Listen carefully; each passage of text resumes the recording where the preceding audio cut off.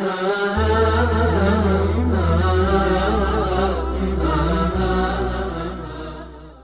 الله الرحمن الرحيم. کتێبخانەی دەنجی ڕۆشنایی. ناوی کتێب وەڵامی پرسیارەکان لەسەر خوا. نووسەر دکتۆر زاکیر نایک. وەرجێڕ گروپی زاکیر. نەخشە سازی بەرک عوسمان محەممەد. ساڵی چاپ 2017 میلادی. نۆبەی چاپ یەکەم. شوێنی چاپ ناوەندی سارا. تیڕاژ 1000 دانە. نرخ 3000 دینار. لە بەڕێوەبەرایەتی گشتی کتێبخانە گشتیەکان ژمارە سپاردنی 174 ساڵی 2017 پێدراوە. خوێندنەوەی عەلی عومەر. مۆنتاژ و کارە دەنجەکان ڕێبین کاظم بندیان.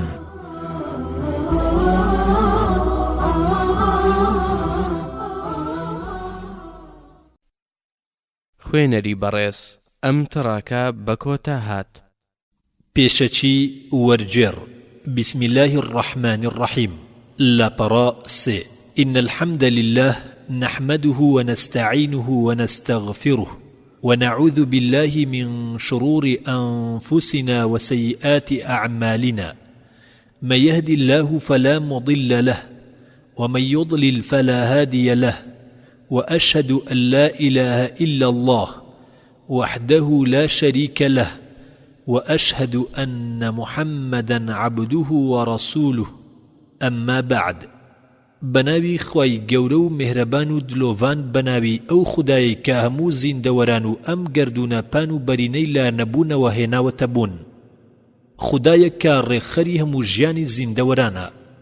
بە جۆرێک ژیانی ئافراندووە کە زیرەکترین و داناترین مرۆڤی سەر ئەم زەمینە لە ئاستی دەستە و سانە. ئەمەش موعجیزەیەکە لەلایەن خودای گەورەوە، چونکە ئەوەندە ورد و جوان دایڕۆشتووە و دروستی کردووە کە هەتا پێشکەوتووترین تەکنەلۆجیای ئەم سەردەما نەیتوانیوە بگاتە ئەم ئاستە و لە تەواوی وردەکاری ئەم گەردونە بزانێت. و خودای گەورە بە شێوەیەک ئەم گەردونەی دروست کردووە هەتا لە بچووکترین زیندەوەرەوە تا دەگاتە گەورەترین ئەوە خەریکی پەرستشی خوای گەورەن. ملکەچن بۆ فەرمانەکانی خودای گەورە لە مێرولەیەکەوە تا دەگاتە چیاکان و ڕووبارەکان و مرۆڤەکان، هەر وەک خوای گەورە دەفەرمێ: وما خلقت الجن والإنس إلا ليعبدون.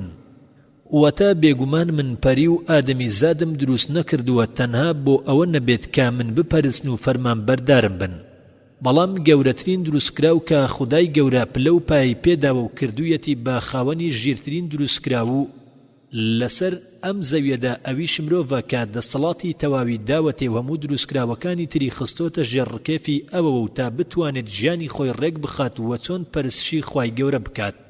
بەڵام زۆرێک لە مرۆڤانە دەرک بە ڕاستیەکان ناکەن و دان بە دەسەڵاتی خوای گەورە نانێن و باوەڕ بە خودای گەورە ناهێنن، یان ئەوە تا شەریک و هاوبەشی بۆ خوددا دادەنێن، یاخود ئەوە تا هەر هیچ دینێکیان نییە و بێدینن. لەبەر ئەوە هەندێک لە خەڵکی بێدین هەڵدەستن بە پرسیارکردن سەبارەت بە خودای گەورە تاوەکو بەهانەیەک بدۆزنەوە بۆ بێ باوەڕیان و بێ باوەڕی خۆیانیان پێ بشارنەوە، وەکو دەپرسن: ئەرێ خوددا چۆن دروست بووە؟ خوددا لەکوێیە؟ شێوەی خوددا چۆنە؟ ئالەم جۆرە پرسیارانە ئەیانەوێت ژیری کەسانی تر تێک بدەن بەرامبەر بە خودای گەورە. بەڵام خودای زانا و بە دەسەڵات بە ئاەتەکانی قورئان و موعجزەکانیەوە وەڵامی ئەم بێ باوەڕانە بە جوانترین شێوە دەداتەوە و موسڵمانانی ڕاستەقینەش ئەم ئاەت و موعجزانە بەکار ئەهێنن تا وەڵامی بێ باوەڕانی پێ بدەنەوە بە جوانترین شێوە. جا ئەوەی بیەوێت باوەڕ ئەهێنێت و ئەوەی نەشێوێت ئەگەر هەموو بەڵگە و موعجزەکانی گەردوونی بۆ بێنین، ئەوە هەر باوەڕ ناهێنێت و هەر بەردەوام دەبێت لەسەر ئەوەی بەهانەیەک بدۆزێتەوە بۆ بێ باوەڕیەکەی. ئەم پەرتوکەش پێک دێت لا چەند پرسیارێک کە زۆربەی جار مولحید بێدینەکان ئەیکەن سەبارەت بە خوددا کە سەرجەمیان 13 پرسیارە. لە هەندێ لە پرسیارەکان ڕوونکردنەوەی زیاترم نووسیوە، واتە بۆم زیاد کردووە، ئەمەش بۆ زیاتر تێگەیشتن لە وەڵامی پرسیارەکان. بەمەش لە چەند سەرچاوە و چەند ڤیدۆیەک وەرم گرتووە، بە تایبەتی پرسیار و وەڵامەکانی بانکخوازی بەناوبانگ دکتۆر زاکیر نایک، کە سوودی زۆرم لێ بینیوە. داواکارم لە خودای گەورە سەرکەوتووی دنیا و قیامەتی بکات. و هیوادارم ئەوەی ئەی خوێنێتەوە سوودی باشی لێوەر بگرێت هیچ نەبێت توانی بێتم توێنیەتی بشکێنم لا وەرجێڕانی ئەم پەرتووکەدا و توانی بێتم با وەرجێڕانی ئەم پەرتووکە بچووکە سوودێک بە گەنجان و کۆمەلگاکەمان بگێنم. داواکارم لە خوای گەورە لێم خۆش بێت ئەگەر هەر هەڵەیەک هەبوو بێت ئەوە ئەم هەڵەیە لە منەوەیە و داواکارم لە خوێنەران و گوێگرانی بەڕێز ئەگەر هەر کەم و کوڕیەک هەبوو بێت ئەوە لێم ببورن با گەورەی و دڵفراوانی خۆتان. ئینشا ئەڵڵا خودای گەورە لە گوناهی سەرجەممان خۆش دەبێت و هیدایەت و ڕێنمووی ئەو کەسانە بکات کە بێدینن و داواکارم لە خوای گەورە باوەرجێڕانی ئەم پەرتووکە بچووکە بیکاتە توێشوویەک بۆ ڕۆژی قیامەتم و پاداشتیش هەر لای خوای گەورەیە و چاوەڕی پاداشتیشم هەر لەلایەن خودای گەورەوە. لە کۆتایی ئەم پێشەچێدا دەڵێم ئینشا ئەڵڵا خودای گەورە لە ڕەحم و بەزەی خۆی بێبەشمان نەکات و هیدایەتمان بدات و تەوبەکانمان لێ قبول بکات. ئامین ئامین. گروپی زاکیر نایک 1438 کۆچی بەرامبەر 2017 میلادی. خوێنەری بەڕێز ئەم تڕاکە بە کۆتا هات. ئەو پرسیارانەی کە زۆر دەکرێن دەربارەی خودا. پرسیاری یەکەم ئایا هیچ بەڵگەیەکەیە کە بیسەلمێنێت خودا بوونی هەیە؟ لاپەڕا حەوت.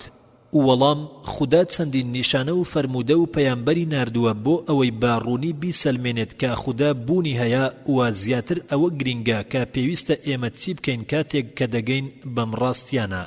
ئەڵڵا با درێژایی چەندین ساڵ چەندین پێغەمبەر و پەیامبەری لەگەڵ چەندین بەڵگا بۆ خەڵک ناردووە بۆ ئەوەی باڕوونی بە چاوەکانیان بیبینن و بتوانن هەست و ژیریان بەکار بهێنن. نیشانەکان معجیزە و بەڵگەکان ئەو ڕاستیە نیشان دەدات کە ئەڵڵا لە ڕاستیدا بوونی هەیە.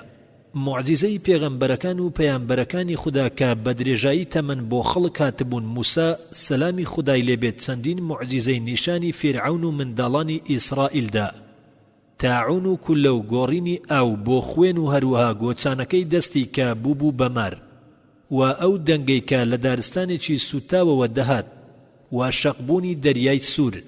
ئەمانە چەندین معجیزەی ڕوون و دیار بوون بۆ گەلەکەی عیسا لە سەردەمی ئەودا سەلامی ئەڵڵای لەسەر بێ.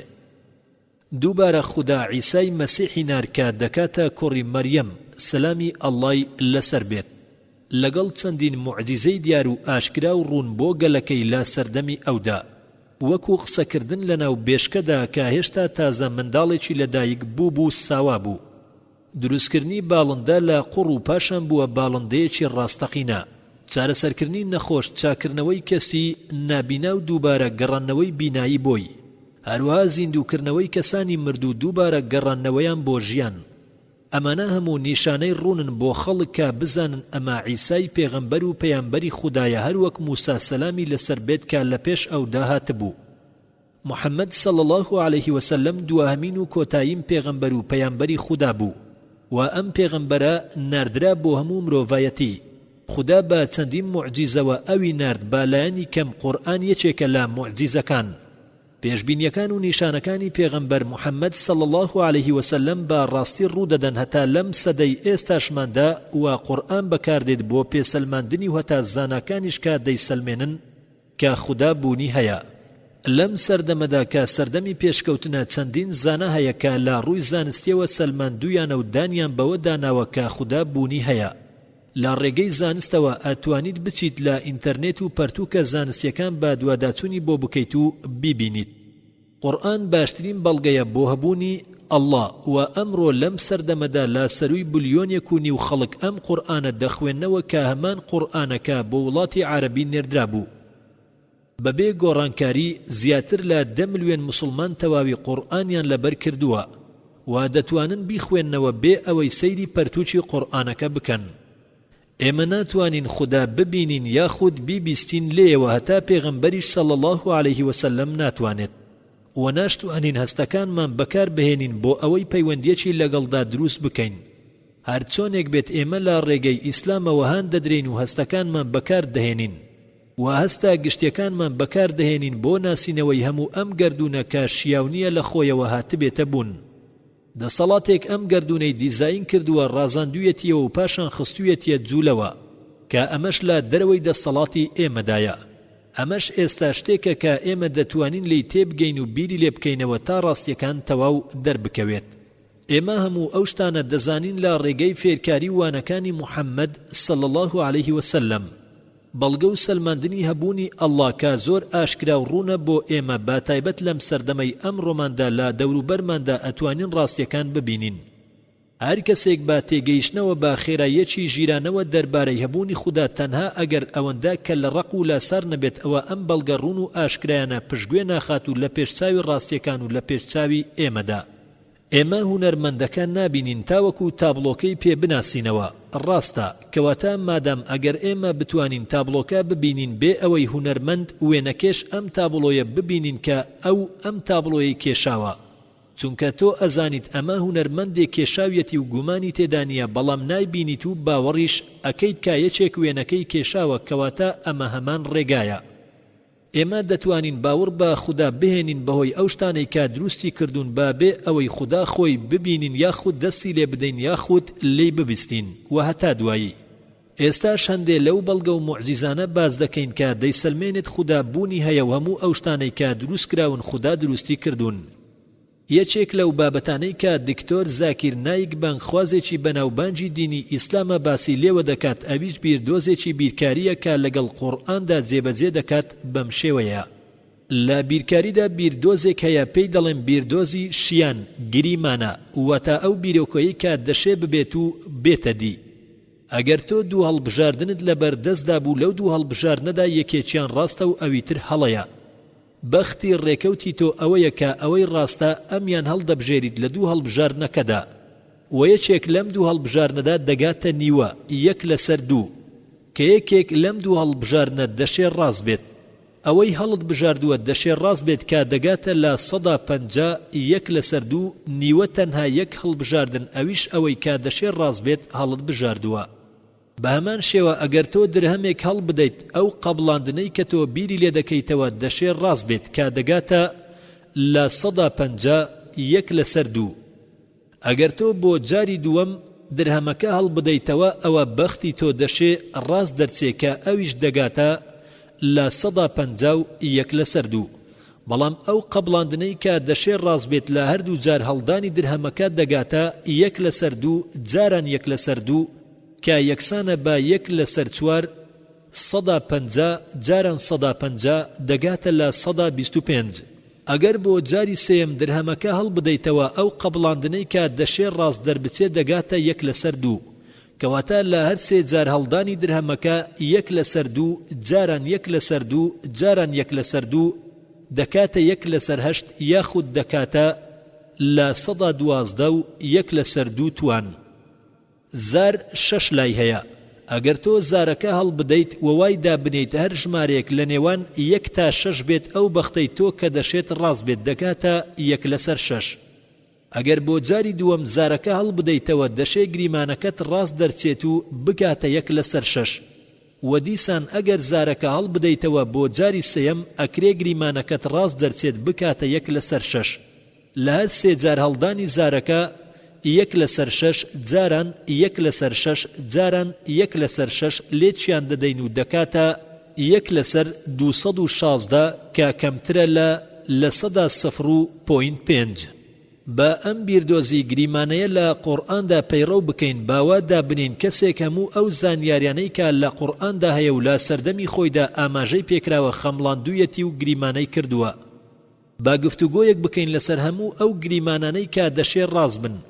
لەو کاتەی کە قورئان دەرکەوت و دابەزێنرایە خوارەوە خەڵک پێیان وابوو کە ئەم جیهانە زەویە تەختە و چەندین هەڵبژاردن و گریمانەی تر هەیە لەسەر شێوەی زەوی دەکرێت زەوی 3 گۆشە بێت یان 4 گۆشە بێت 5 لا بێت 6 لا بێت 7 لا بێت 8 لا بێت یاخود گۆیی بێت. باوا دابنین لە 30 گریمانە و هەڵبژاردنی جیاواز هەیە لەسەر شێوەی زەوی. قورئان با شێوەیەکی ڕاست و دروست دەڵێ کە زەوی شێوەی گۆییە. ئەگەر ئەوە گریمانەیەک بێت و ڕاست دەربچێت کەواتە دەگاتە یەک لەسەر 30. ڕووناچی مانگ دەکرێت ڕووناچی خودی خۆی بێت یان دانەوەی ڕووناچی بێت. قورئان با شێوەیەکی ڕاست دەڵێت ئەمە دانەوەی ڕووناچیە. ئەگەر ئەمەش گریمانە و وەدانانێک بێت ئەوە ئەم گریمانێش دەکاتە یەک لەسەر دوو هەردوو گریمانەکە لێک بدەین یەک لەسەر سی جاران یەک لەسەر دوو دەکاتە یەک لەسەر 60 و لەمە زیاتر قورئان دەڵێت هەموو شتە زیندوەکان لە ئاو دروست بوون با بڵێن هەموو شتێکی زیندوو دەکرێت لە دار بەرد مس ئەلمنیۆم پۆڵا زی و زێر ئۆکسجین نایدرۆجین هایدرۆجین ڕوون ئاو چیمەنتۆ کۆنکرێت هەتا دوایی دروست کراوە گریمانە و هەڵبژاردنەکان دەڵێن زیکەی دەکاتە 10,000 قورئان بە شێوەیەکی ڕاست و دروست دەڵێ هەموو شتێکی زیندوو لە ئاو دروست کراوە ئەگەر ئەمە گریمانەیەک بێت و دەشێ ڕاست بێت ئەوە دەگاتە 1 لەسەر 10,000 وە گریمانەی هەرسێ بابەتەکە زەوی شێوەی گۆییە ڕووناچی مانگ دانەوەی ڕووناچیە هەموو شتێکی زیندوو لە ئاو دروست بووە 1 لەسەر سی جاران 1 لەسەر دوو 1 لەسەر 10,000 لێکی بدەین دەکاتە 1 لەسەر 60,000 کە یەکسانە بە 0.007 قورئان دەربارەی سەدان شت دەدوێت کە نەزاندرا بوو لە سەردەمانی زووەوە تەنها لە سێ گریمانە و هەڵبژاردندا کە دەکاتە 0.017 ئەمە بۆ تۆ جێدێڵم کە کار لەسەر هەموو ئەو گریمانانە و سەدان شت بکەیت و مەشقیان لەسەر بکەیت و ئەم هەموو ڕاستیانە هەمووی گریمانە بێت و بۆ چوون بێت و هەمووشیان ڕاست دەربچێت و لە هەمان کاتدا بەڕاستی ئەمە لە دەرەوەی دەسەڵاتی ئێمەی مرۆڤدایە کەوا بکات هەموو ئەم گریمانە و شتانەوا لێ بکات ڕاست دەربچێت بەبێ بوونی هیچ هەڵەیەک کە ئەمە خۆی لە خۆیدا بەتوانە و لێهاتووە کە بیسەلمێنێت قورئان لەلایەن خوداوەیە ئەم هەموو گریمانە هەبێت و ڕاستیش دەربچێت و هەڵەی تێدا نەبێت ئەبێت دەسەڵاتێکی مەزن لە پشت ئەمەوە بێت و کە بەدەر لا توانای ئێمەیە واتە کە هیچ دەسەڵاتی ئێمەی تێدا نییە ئەمەش خودای گەورەیە کە چەندین موعجیزەی تری لە قورئاندا باس کردووە و با تێپەڕبوونی کات زۆرینەیان سەلمێنراون و بوونەتە هۆی ئەوەی کە بیسەلمێنن کە خودایەکی بەدەسەڵات بوونی هەیە و یەکێک لەو موعجیزە سەرنجڕاکێشانەی کە لە قورئاندا هاتووە ئەمەیە سەرۆکۆزێکی زۆر دڕق و زۆردار هەبوو بە ناوی ئەبوو جەهل کە لە سەردەمی پێغەمبەر موحەممەد صلی الله عليه وسلم دەژیا واتا لا سردمي او دابوني هبوكا دكاتا مامي پیغمبر محمد صلى الله عليه وسلم خواي گورا آياتي چي ناردو تا آگاداري ابو جهل بكاتوا امش آياتكيا كلا لئن لم ينتهي لنسفعا بالناصية ناصية كاذبة خاطئة سورة العلق آياتي 15 بو 16 واتا نخير سوين بخوا اگر کۆڵ نەدات و کۆتایی بە دژمنکاری نەهێنێت ئێمە پێشەسەری دەگرین بۆ دۆزەخ کێشی دەکەین ئەو پێشەسەرە درۆزنە تاوانکارە پێشەسەر جێگەی بیرکردنەوە و تێفکرانە خوای گەورە بەو کەسەی نەوتووە درۆکەر یاخود درۆزن بەڵام بە پێشەسەر بانجی دەکات کە دەکاتە بەشی پێشەوەی مێشک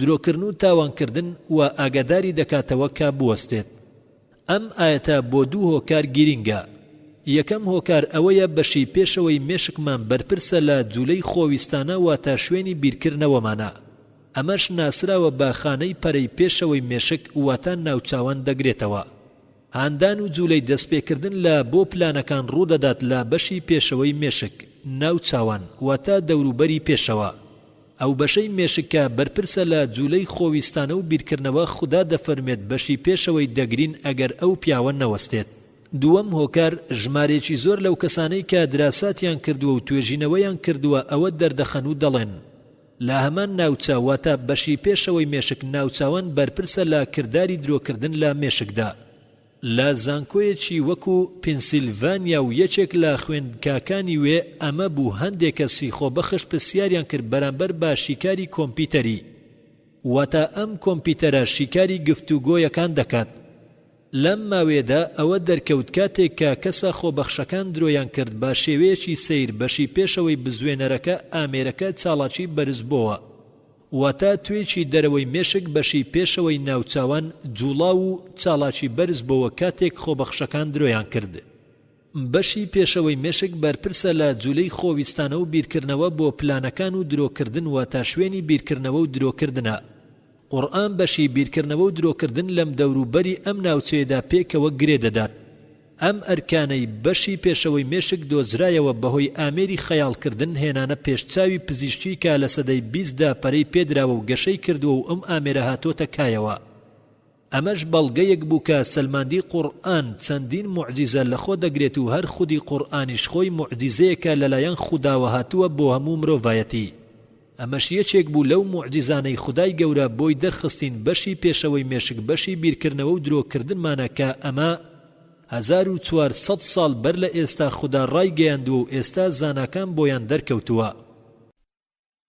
خوێنەری بەڕێز ئەم تڕاکە بە کۆتا هات. پرسیاری دووەم چۆن دەتوانیت بیسەلمێنیت کە خوددا هەیە؟ لاپەڕا 17. وەڵام تێبینی سەلماندنی ئەوەی کە خوددا بوونی هەیە بەڕاستی ئەوە مەبەستی ئێمە نییە. ئێمە تەنها بایەخ بەو بەڵگە ڕوون و ئاشکرایانە دەدەین کە لەسەر بنچینەی ڕاستیەکان و ئەو شتانەی کە مەنتیقن بنیات نراوە پاشان ڕێگا بە هەر تاکێک دەدات بێ ئەوەی زۆری لێ بکات بۆ ئەوەی بڕیار لەسەر خۆیان بدەن کە چێ حەز دەکات باوەڕ بێنێت و چێ حەز ناکات باوەڕ بێنێت. هەمیشە هەندێک خەڵکن کە باوەڕ بە هەبوونی خوددا دەکەن و هەندێکی تریشن نکۆڵی لە هەبوونی خوددا دەکەن. پێویستە دەرک بەوە بکەین کە ئەمانە ئەو کەسانن کە هیچ کات باوەڕ ناهێن و باوەڕ ناکەن. گرنگ نییە چەند بەڵگە بێنین و بیسەلمێنین بۆیان، هیچ کات باوەڕ ناکەن. هۆکارەکەی ئەوەیە کە هەندێک خەڵک هەیە نایانەوێت باوەڕ بە خالق بەدیهێنەرێک بهێنن کە هەموو شتێکی فەراهەم کردووە. هەرگیز حەز ناکەن ڕۆژێک دابنیشن و بیر بکەنەوە کە پێویستە وەڵامێک بۆ کار و کردەوەکانیان بدرێتەوە و بۆ ڕەتکردنەوەی ئەوەی کە نایانەوێ بزان و فێر ببن. دروستکەرەکەیان ئەو کەسەیە قەرزاری ئەون کە ئەوانی هێناوەتە بوون. پێویستە ئەوە بزانین کە ئەمە زۆر گرینگە چەندە هەوڵ بدەین باوەڕەکەمان بگەینین بۆ ئەوان. واتە بەڕاستی ئەوە بابەتی هیدایەتدانە لەلایەن خودداوە. ئەگەر ئەوان ڕەتی بکەنەوە بەم هەموو سەلماندنانە بە بەڵگەوە لە پێشچاوی ئەواندا، ئەمە شتێک نییە لە نێوان ئێمە و ئەواندا، ئەمە تایبەتە لە نێوان ئەوان و خوداکەیاندا، دروستکەرەکەیان. دووبارە ئەیڵێمەوە ئەمە کاری ئێمە نییە بۆ سەلماندنی هیچ شتێک بۆ هیچ کەسێک. ئێمە تەنها پێویستە کە ڕاستیەکان پێشکەش بکەین بە شێوەیەکی ڕاست و دروست و پاشان ڕێگە دەدرێت بە گوێگر کە خۆی بڕیار بدات لەسەر شتەکان. ئێمە دەست پێ دەکەین بە لێکدانەوەیەکی سادە. کاتێک کە شتێک لە پێشچاوی ئێمەدا بوونی هەیە و ڕاست و دروستە و ئەتوانین بیبینین، ئەوە زۆر ئەستەمەکان نکۆڵی لە ڕاستیەکەی بکەین لە هەبوونی بکەین. ڕاستە یان نا؟ پرسیارکردنێک کە خۆی وەڵامەکەی دەداتەوە واتە پێویست بە وەڵامدانەوە ناکات، ئەوە یارمەتی دەرە بۆ بابەتەکەمان.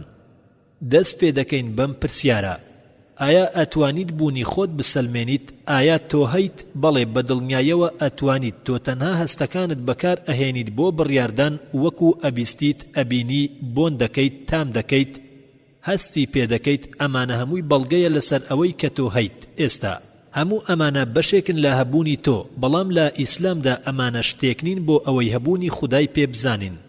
ئێمە دەتوانین سەیری ئەو شتانە بکەین کە خوددا دروستی کردوون و ئەو ڕێگەیانەی کە ئەو ئاگادارە بە شتەکان و یارمەتی ئێمە دەدات بۆ بەردەوامبوون لە ژیاندا، بۆ زانینی ئەوەی کە هیچ گومانێک نییە کە ئەو بوونی هەیە.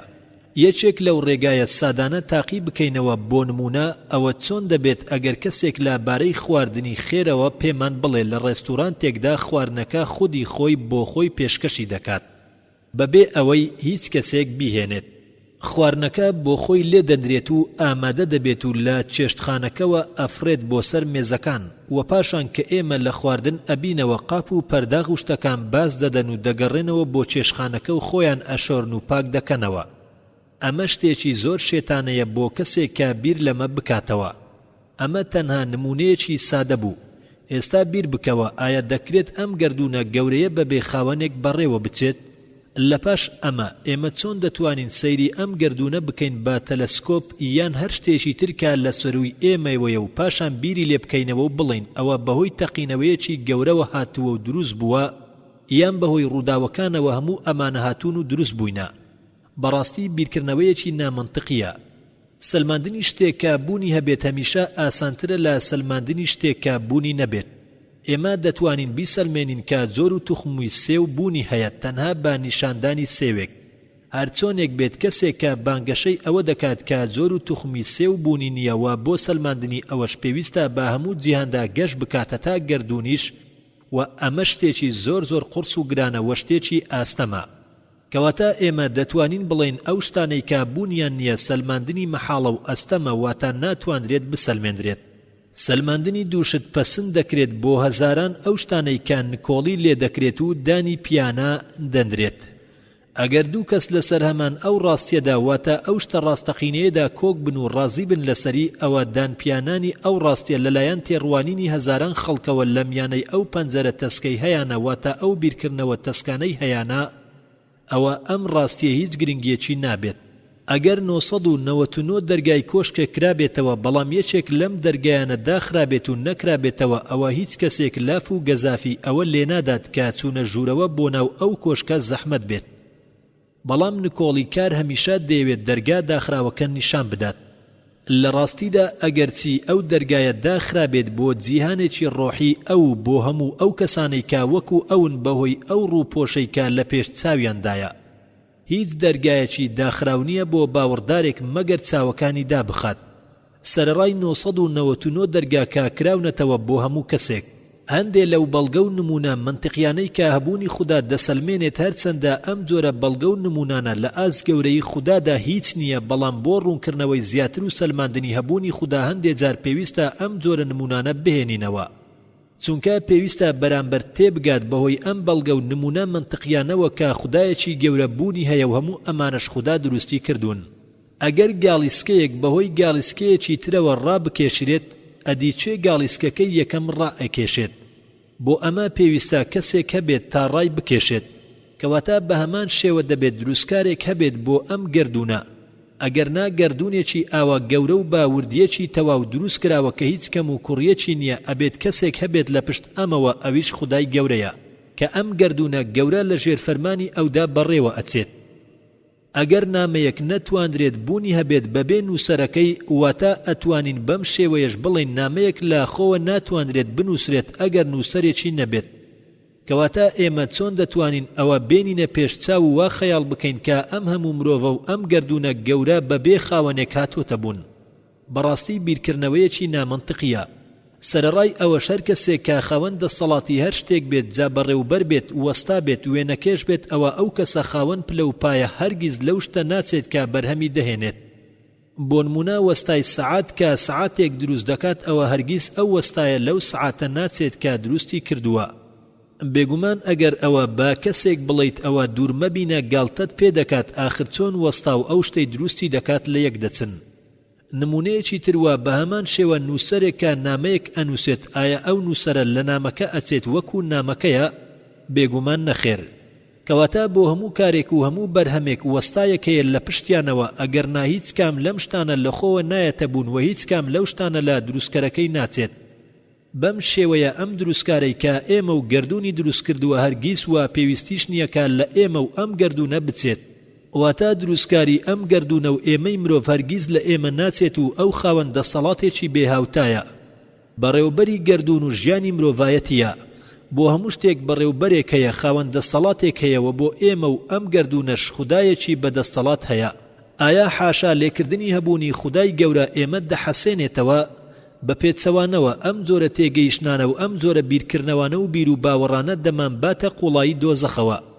بۆچی و لە پێناو چی و چۆن و بۆچێ و ئێمە ئەژین؟ چی بەسەر ئێمە دادێت لە پاش مردنمان؟ ئەگەر ژیانێکی تربوونی نەبێت، ئەوە ئێمە لەکوێ دەتوانین ئەم هەستە گونجاو و بێکۆتاییانە و ئەو خواست و پەرۆشیەی کە بۆ ژیانێکی هەتاهەتایی و بۆ ئەوەی بۆ هەمیشە بژین ئەتوانین لەکوێ بیان دۆزینەوە؟ لەم بارودۆخەدا و بەم شێوەیە. کەواتە بۆچی ئەم هەستانە و ئەم ژیریە دراوە بە ئێمەی مرۆڤ؟ کەواتە هەموو تاکێک پێویستە بگەڕێت بە دوای ڕاستیەکاندا. بۆچی ئەم جۆرە ژیری و ئەم جۆرە هەستانە دراوە بە ئێمەی مرۆڤ لە پێناوچی؟ چێ ئێمەی دروست کردووەوە؟ بۆچی؟ چێ ئەم گردونەی دروست کردووە بەم وردەکاریەوە؟ بۆ هەموو شتێک دەسەڵاتدارێک هەیە، بۆ ئەم گردونە و بۆ ئەم ژیانی مرۆڤانەش خودایەکەیە کە هەڵسوڕێنەری ژیانی هەموو مرۆڤایەتی و ئەم گردونەیە. زانست چۆن ئاماژە بە خوددا دەکات، چۆن ناوی خوددا دەهێنێت. ئیسلام هەرگیز دژ و خواستی زانست نییە لە هیچ ڕوویەکەوە. با پێچەوانەوە هانی زانست و زانستخوازی دەدات، سەرچاوەی ئاینیەکان کە سەرچاوەی باوەڕپێکراون و بە چەندین نمونەوە کە باسی لێوە دەکەن. دوو کتێبی خودای گەورە هەیە، یەکێکیان کتێبی قورئانە کە وتەی خودای گەورە خۆیەتی، ئەوی تریشیان گردونە کابەوەی هێز و دەسەڵاتی خودای گەورەوە بنیات نراوە و دروستی کردووە. زاناکان ئەگەر باور بە خوددا بکەن یان نا ئەوە کتێبی گەردوون بخوێننەوە و دەیبینی هەموو ئەو شتانە و دروستکراوانەی خودای گەورە لێک دەداتەوە ئاماژەی پێدەدات وەکو ئەو کرێکارەی کە کار دەکات بەبێ ئەوەی خاوەنی ڕووکەکە بناسێت. ئەوەش ئاوایە هەندێ لە زاناکان کار دەکەن و دەدۆزنەوە و باوەڕیش ناهێنن با خودای گەورە و خودای گەورە ناناسن. هەموو لقەکانی زانست بەو زمانە بێهاوتایانەی کە هەیانە هەمیشە ئاماژە با خودای گەورە دەکەن. بۆ نمونە زانستی ڕووەک وەسفی ڕوخسار و گەشەی ڕووەک و دار دەکات. ئەوە پیشان دەدات کە چۆن دار خۆراک لە خاک وەردەگرێت و چۆن ئەم خۆراکە هەڵدەگرێت بۆ گەڵاکانی و چۆن شێوەی میوەکان دەدات و شێوە دەبەخشێت بە میوەکان و گەشەکردنی چۆن ڕوو دەدات. لەم ڕێگایەوە ئێمە دەتوانین تێبینی ئەو مەچینە نایەبانە بکەین کە لە چەندین خانە و ڕگ و لق و گەڵا و گوڵ و میوە پێکاتوە لەگەڵ ئەوەشدا کە ئەمە شتێکی زیندووە. ئێستا بە شێوەیەکی وریایەوە بیر بکەینەوە خاکێکی سادە کە هیچ بیر و هۆش و عەقڵ و ویژدان و هەروەها بەتاڵە لە زانست و زانیاری و هێز و ویست هیچ کام لەمانەی نییە و چۆن دەتوانیت ئەم مەچینە نایابانە دروست بکات. لە کاتێکدا کە هیچ کام لە ڕووەک زانەکان ناتوانن تەنها گەڵایەکی دار دروست بکەن بەم هەموو ئەزمون و زانستەی هەیانە. بەمانایەکی تر دار ڕووەک چۆن دەتوانێت ئەم گوڵ و گەلا و میوانە ئاساییانە و نایابانە دروست بکات. هەر دارێک ڕووەکێک بەم موعجیزەی کە لە دروستکردنیدا هەیەتی ئایا ئەوە ناسەلمێنێت کە کەسێک هەیە و بێکۆتایە و بەو ناوە جوانانەی هەیەتی ئەو وەسف و خۆ جوانانەی هەیەتی ئایا ئەوە پیشان نادات و نایسەلمێنێت؟ ئەگەر کەسێک ژیری خۆی با جوانی بەکار بێنێت ئەوە دەرک بەوە دەکات کە ئەم ڕووەک و دارانە بە فەرمانی خوایەکی بێهاوتا کار دەکەن بێکەم و کوڕی لە کاتێکدا کە هیچ زانایەک نەیتوانیوە تەنها گەڵایەک وەکو گەڵای ئەو ڕووەک و دارانە دروست بکات بە هەموو زانست و ئەو ئەزمونەی کە هەیانە. هەروەها گیانەوەرزانی دەرگای ناوەچی شانشینی گیانەوەرزانی بۆ هۆکارەکانی ئێمە دەکاتەوە و بیرهۆشمان دەکاتەوە و پێویستە لەوە تێبگەین یاخود تێگەیشت بێتین کە هەموو گیانەوەرێک زیندەوەرێکی نائاساییە و شتێکی سەرسوڕهێنەرن. مێرووە ژەهراویەکان هەنجوین دروست دەکەن. مێروویەک بەبێ ئەوەی کاری دەستی و چنینی دەستی بزانێت، مەڕێک بەبێ ئەوەی زمانی هەبێت شیر بەرهەم دەهێنێت. زانست ئەوەمان پیشان دەدات کە ئەمە کاری مەڕێکی بێژیر و هۆش نییە کە ئەم خواردنە بەتام و خۆشە بەرهەم دێنێت. هەرخۆی ئەم شیرە لە ئالیک و ئاوێکی سادەوە دروست ئەبێت. مەڕ، مێروو، کرمی ئاوریشمی و هەموو ئەو جانەوەرانی کە وەکو ئەوانن ئەوە وەک ئامرازێکوان وەکو فڵچەی وێنەکێشێک، قەڵەمی پێنووسی نووسەرێک، وەکو چەکوشی دارتاشێک و بێگومان بکەری ئیشپێکردنی ئەم دروستکراوانە ئەوە خودای ئێمەیە، خودای هەموو جیهانە، دەسەڵاتداری ئەم گەردوونەیە. باپەی سەیرکردنی بوارەکانی زانستی گەردوونزانی تێبینی شوێنی زەویمان کردووە کە لە بۆشاییەکی دەرەچیدایە. هەسارەیەکی گەورە کە بە خێراییەکی ڕێک و نەگۆڕ و بە دەوری خۆردا دەسوڕێتەوە لە کاتێکدا نەباڵی هەیە و نەبزوێنەری هەیە و بەم شێوە گەورەیە و قەبەیەوە هەروەها ئەسوڕێتەوە بەبێ ئەوەی فڕۆکەوانی هەبێت. ئەسوڕێتەوە با شێوەیەکی نەرم و بابێ ئەوەی دەنگێکی لێوە بێت. ئێستا لەسەر ئەم هەسارەیەدا گەشتیارەکان با شێوەیەکی هێمن و ئارام گەشت دەکەن بەبێ ئەوەی هیچ زیانێکیان پێ بگات. زۆربەی کات ئەوان ئاگاداری ئەوە نین کەوا دەفڕن و لەلایەکی ترەوە زەوی با دەوری تەوەری خۆیدا دەخولێتەوە. شەو، ڕۆژ و وەرزەکان دروست دەبن لە ئەنجامی ئەو خولانەوەیەدا. شتێکی زیان بەخش و ترسناک دەبێت ئەگەر بێت و ئێمە لە خۆر نزیک بینەوە یاخود لێی دوور بکەوینەوە. تەنها زەوی با دەوری خۆردان ناسوڕێتەوە. هەسارەکانی تریش بە هەمان شێوە ئەم خولانەوەیە ئەنجام دەدەن. ئەگەر زەوی خۆی با یەکێک لە هەسارەکاندا بدات ئەوە بابەتێکی سادەیە بۆ خودی زەوی، گرنگێکی وای نییە بۆ زەوی. هەرچۆنێک بێت تێبینی هیچ هەڵەیەکمان نەکردووە لەم زەویەدا و لا سوڕانەوەی ئەو زەویەدا. هەموو شتێک باشە و باشێوەیەکی ڕێکوپێک دەڕوات بەڕێوە. ئەم سیستەمەی گەردون و زەویە هەرگیز بۆ جارێکیش بێت بە ملوێنان ساڵکە بەسەریدا تێپەڕیوە لە کارەکەی دوانەکەوتووە. تا ئێستاش هەروەها ماوەتەوە بێ ئەوەی کەم و کوڕیەکی هەبێت یاخود دوا بکەوێت. ئایا پێویست نییە بۆ هەر خوێندکارێکی زانستی گەردووناسی بیر لەمە بکاتەوە و داوای وەڵامی ئەم پرسیارانە بکات و بەدوایدا بگەڕێت؟ چێ ئەم کارەی کردووە و دروستی کردووە با جێگیریەکی نەگۆڕ و تەواو؟ چێ ئەم زەویەی دروست کردووە کە شوێنی نیشتەجێبوون و ژیانە و لە کاتێکدا هەندێ فڕۆکە هەن کە ئەتوانن بخولێنەوە بەڵام پێویستیان بە فڕۆکەوان هەیە؟ بەڵام کام دەسەڵات و کامە هێز ئەم هەسارە و ئەم بابەتە گەورانەی دروست کردووە و دەخولێنەوە بەبێ بوونی فڕۆکەوان؟ لا سەرووی هەموو ئەمانەوە دروستکراوێک هەیە لا نێوان ئەم شتانەدا لا نێوان ئەو شتانەی کە هاتوونەتە بوون کە ئەویش خۆی لە خۆیدا موعجیزەیە کە ئێمە پێی دەڵێن مرۆڤ بیر دەکاتەوە خەیاڵ دەکات تێدەگات خۆشی دەوێت دڵسۆزی دەبێ ڕقی دەبێتەوە بە هەزاران توانە و هێزی دراوەتێ و لەوەش گرنگتر زۆر هەستیارە بەبوونی خۆی ئەم گەردونە ڕوونا کرایەوە بەهۆی ئاگاداری و زانینی ئەوەوە واتە مرۆڤەوە لەویش بەولاوە جگە لەو ڕۆح و دڵ و زیرەکیەی هەیەتی ئەو پێکاتنە مادە گەورەی کە پێدراوە ئەویش بە هەمان شێوە هونەرێکی ناوازەیە باشترین چاو باشترین دەستی گونجاو کە پێی دراوە و قژێکی جوانپۆش و شێوەیەکی جێگیر و ڕێک و چەسپا و بەرزیەکی مامناوەندی کە پێی دراوە باشترین زۆریشتەکانی پێدراوە لەسەر ئەم زەویەدا پێویستە لە زانستی پزیشکیدا ئەوە باسکرا بێت تێگەێنرا بێت کە بەشی ناوەوەی جەستەی مرۆڤ و هەروە بەشی دەرەوەی جەستەی شتێکی نائاساییە ڕاستەقینەیەکی ناوازەیە لەگەڵ ئەو دڵی کە بە شێوەی ترومپایەک خوێن هەڵدەگرێت و دەگوێزێتەوە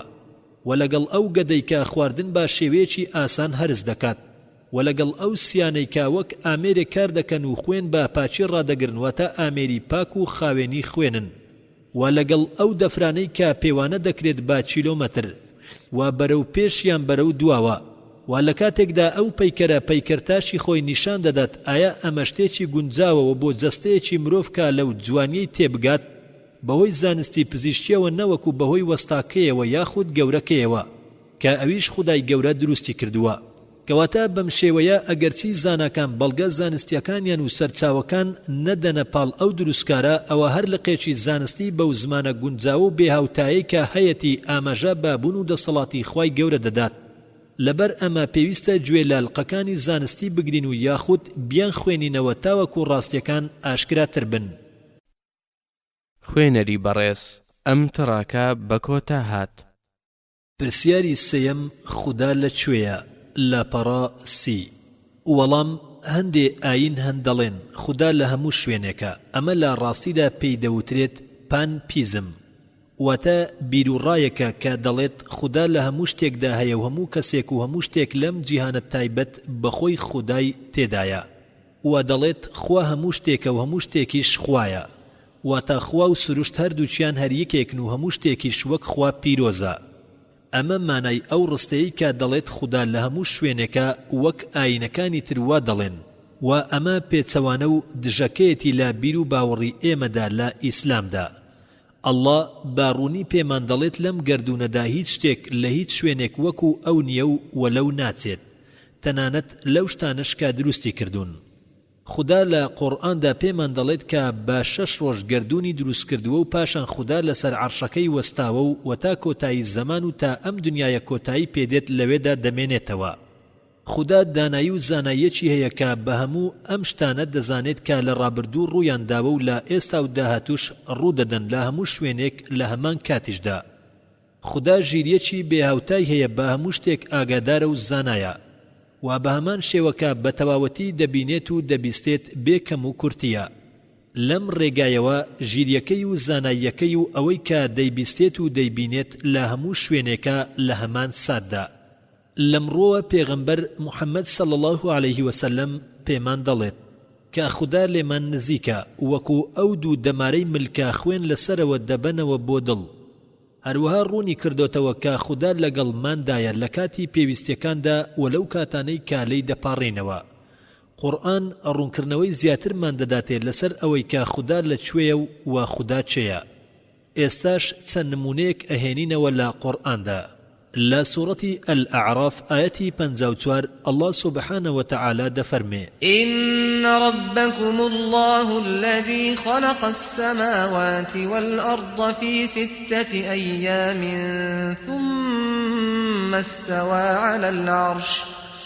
ثم استوى على العرش يغشي الليل النهار يطلبه حثيثا والشمس والقمر والنجوم مسخرات بأمره ألا له الخلق والأمر تبارك الله رب العالمين واتا بێگومان پەروەردگارتان ئەڵڵایە کە دروستکاری ئاسمانەکان و زەویە لە ماوەی 6 ڕۆژدا مەگەر هەر خۆیشی بزانێت ئەو ڕۆژانە ماوەیان چەندە پاشان لەسەر عەرش و تەختی فەرمانڕەوایی وەستا هەڵبەتە چۆنیەتی وەستان و تەختی فەرمانڕەوایەتی و گەلێشتی لەم بابەتە لا ڕادەی بۆ چوونی ئێمە بەدەرە.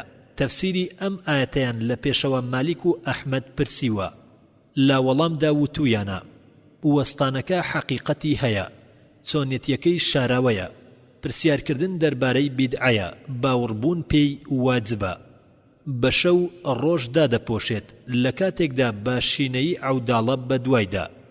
خۆر و مانگ و ئەستێرەکان هەر هەمویان با فەرمانی خوددا کەوتونەتە گەڕ و لا فەرمانی دەرناچن. ئاگادار بن و بزان و تێفکرن کە هەرچی دروستکردن و بڕیاردانە هەر بۆ ئەوە، کەواتە دەبا هەمووان فەرمانبەرداری ئەو بین و لا فەرمانی دەرنەچین. مبارەک و پیرۆز و گەورەیە ذاتی ئەڵڵا پەروەردیگاری جیهانیان. وعلى سورة يونس آيتي سي الله سبحانه وتعالى دفرمي إن ربكم الله الذي خلق السماوات والأرض في 6 أيام ثم استوى على العرش يدبر الأمر ما من شفيع إلا من بعد إذنه ذلكم الله ربكم فاعبدوه أفلا تذكرون. وتا براستي پروردگاری ئێوە ئەڵڵایە، ئەو زاتەیە کە ئاسمانەکان و زەوی لە 6 ڕۆژدا دروست کردووە، لەوە دووە لەسەر تەختی فەرمانڕەوایی وەستا هەڵبەتە چۆنیەتی وەستان و تەختی فەرمانڕەوایەتی و گەلێشتی لەم بابەتە لە ڕادەی بۆ چوونی ئێمە بەدەرە. تەفسیری ئەم ئاەتەیان لە پێشەوە مالیک و ئەحمەد پرسیوە، لە وەڵامدا وتویانە وەستانەکە حەقیقەتی هەیە، چۆنیەتیەکەی شاراوەیە، پرسیارکردن دەربارەی بیدعەیە، باوەڕبوون پێی واجبە. هەرخۆشی پلانی هەموو شتێک دادەنێت و هەموو شتێک ڕێک دەخات، هیچ کەس نییە شەفاعەت خواز و تکاکار بێت مەگەر دوای مۆڵەتی ئەو زاتە. ئەو خوایە پەروەردگارتانە کەوا بوو بیپەرستن، جا ئایا بۆچی یادەوەری وەرناگرن و بیر ناکەنەوە؟ وعلى سورة هود آية 7 الله سبحانه وتعالى دفرمي وهو الذي خلق السماوات والأرض في 6 أيام وكان عرشه على الماء ليبلوكم أيكم أحسن عملا ولئن قلت إنكم مبعوثون من بعد الموت ليقولن الذين كفروا إن هذا إلا سحر مبين. وتا ئەو خوایە زاتێکە ئاسمانەکان و زەوی لە ماوەی 6 ڕۆژدا دروست کردووە، تەختی فەرمانڕەوایەتی کە دروستکراوێکی زۆر گەورە و شکۆمەندە لەسەر ئاو بوو، تا تاقیتان بکاتەوە کە چێتان کاری چاکتر ئەنجام دەدات. فەرمانبەردارێکی چاکە و سوێن بەخوا ئەگەر بڵیت بەڕاستی ئێوە زیندوو دەکرێنەوە دوای مردن، بێگومان ئەوانەی کە بێ باوەڕ بوون دەڵێن ئەم قسە و باسە هیچ نییە، تەنها جادوێکی ئاشکرایە. وعلى سورة الفرقان آياتي 59 الله سبحانه وتعالى دفرمي الذي خلق السماوات والأرض وما بينهما في 6 أيام ثم استوى على العرش الرحمن فاسأل به خبيرا. وتا ئەو زاتەی کە ئاسمانەکان و زەوی و هەرچی وا لە نێوانیاندایە لە ماوەی 6 ڕۆژدا دروستی کردووە، لەوە دووە لەسەر عەرش و تەختی فەرمانڕەوایی وەستاوە، خوا پەروەردگارێکی میهرەبانە. جا بۆ تێگەیشتن لە وەردەکاری و گرنگی بەدیهێنراوەکانی لە جیهانی ئەستێرەکان و کۆمەڵەی خۆر و ئادەمیزاد و گیانلەبەران و ڕوەکەتا دوایی لە کەسێکی ئاگا و زانا بپرسە.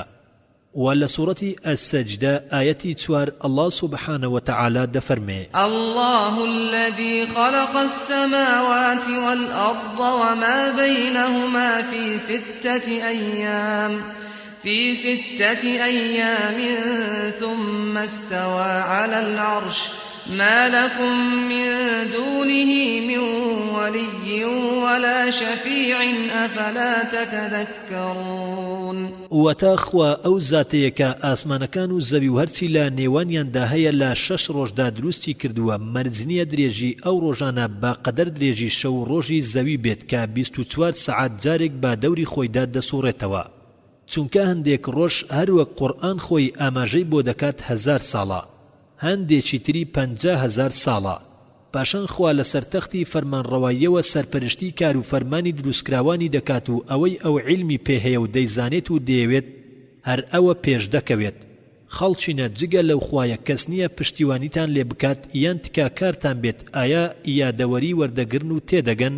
و لە سوورەتی قاف آيتي 38 الله سبحانه وتعالى دفرمه ولقد خلقنا السماوات والأرض وما بينهما في 6 أيام وما مسنا من لغوب. وتا براستي اما آسمان كانوا زوي هرسي لا نيوان يندهي با 6 روش دروس من كردون هيس من دويتيكيش الرويتين كردين. وعلى سورة الحديد آية 4 الله سبحانه وتعالى دفرمه هو الذي خلق السماوات والأرض في 6 أيام ثم استوى على العرش يعلم ما يلج في الأرض وما يخرج منها وما ينزل من السماء وما يعرج فيها وهو معكم أينما كنتم والله بما تعملون بصير.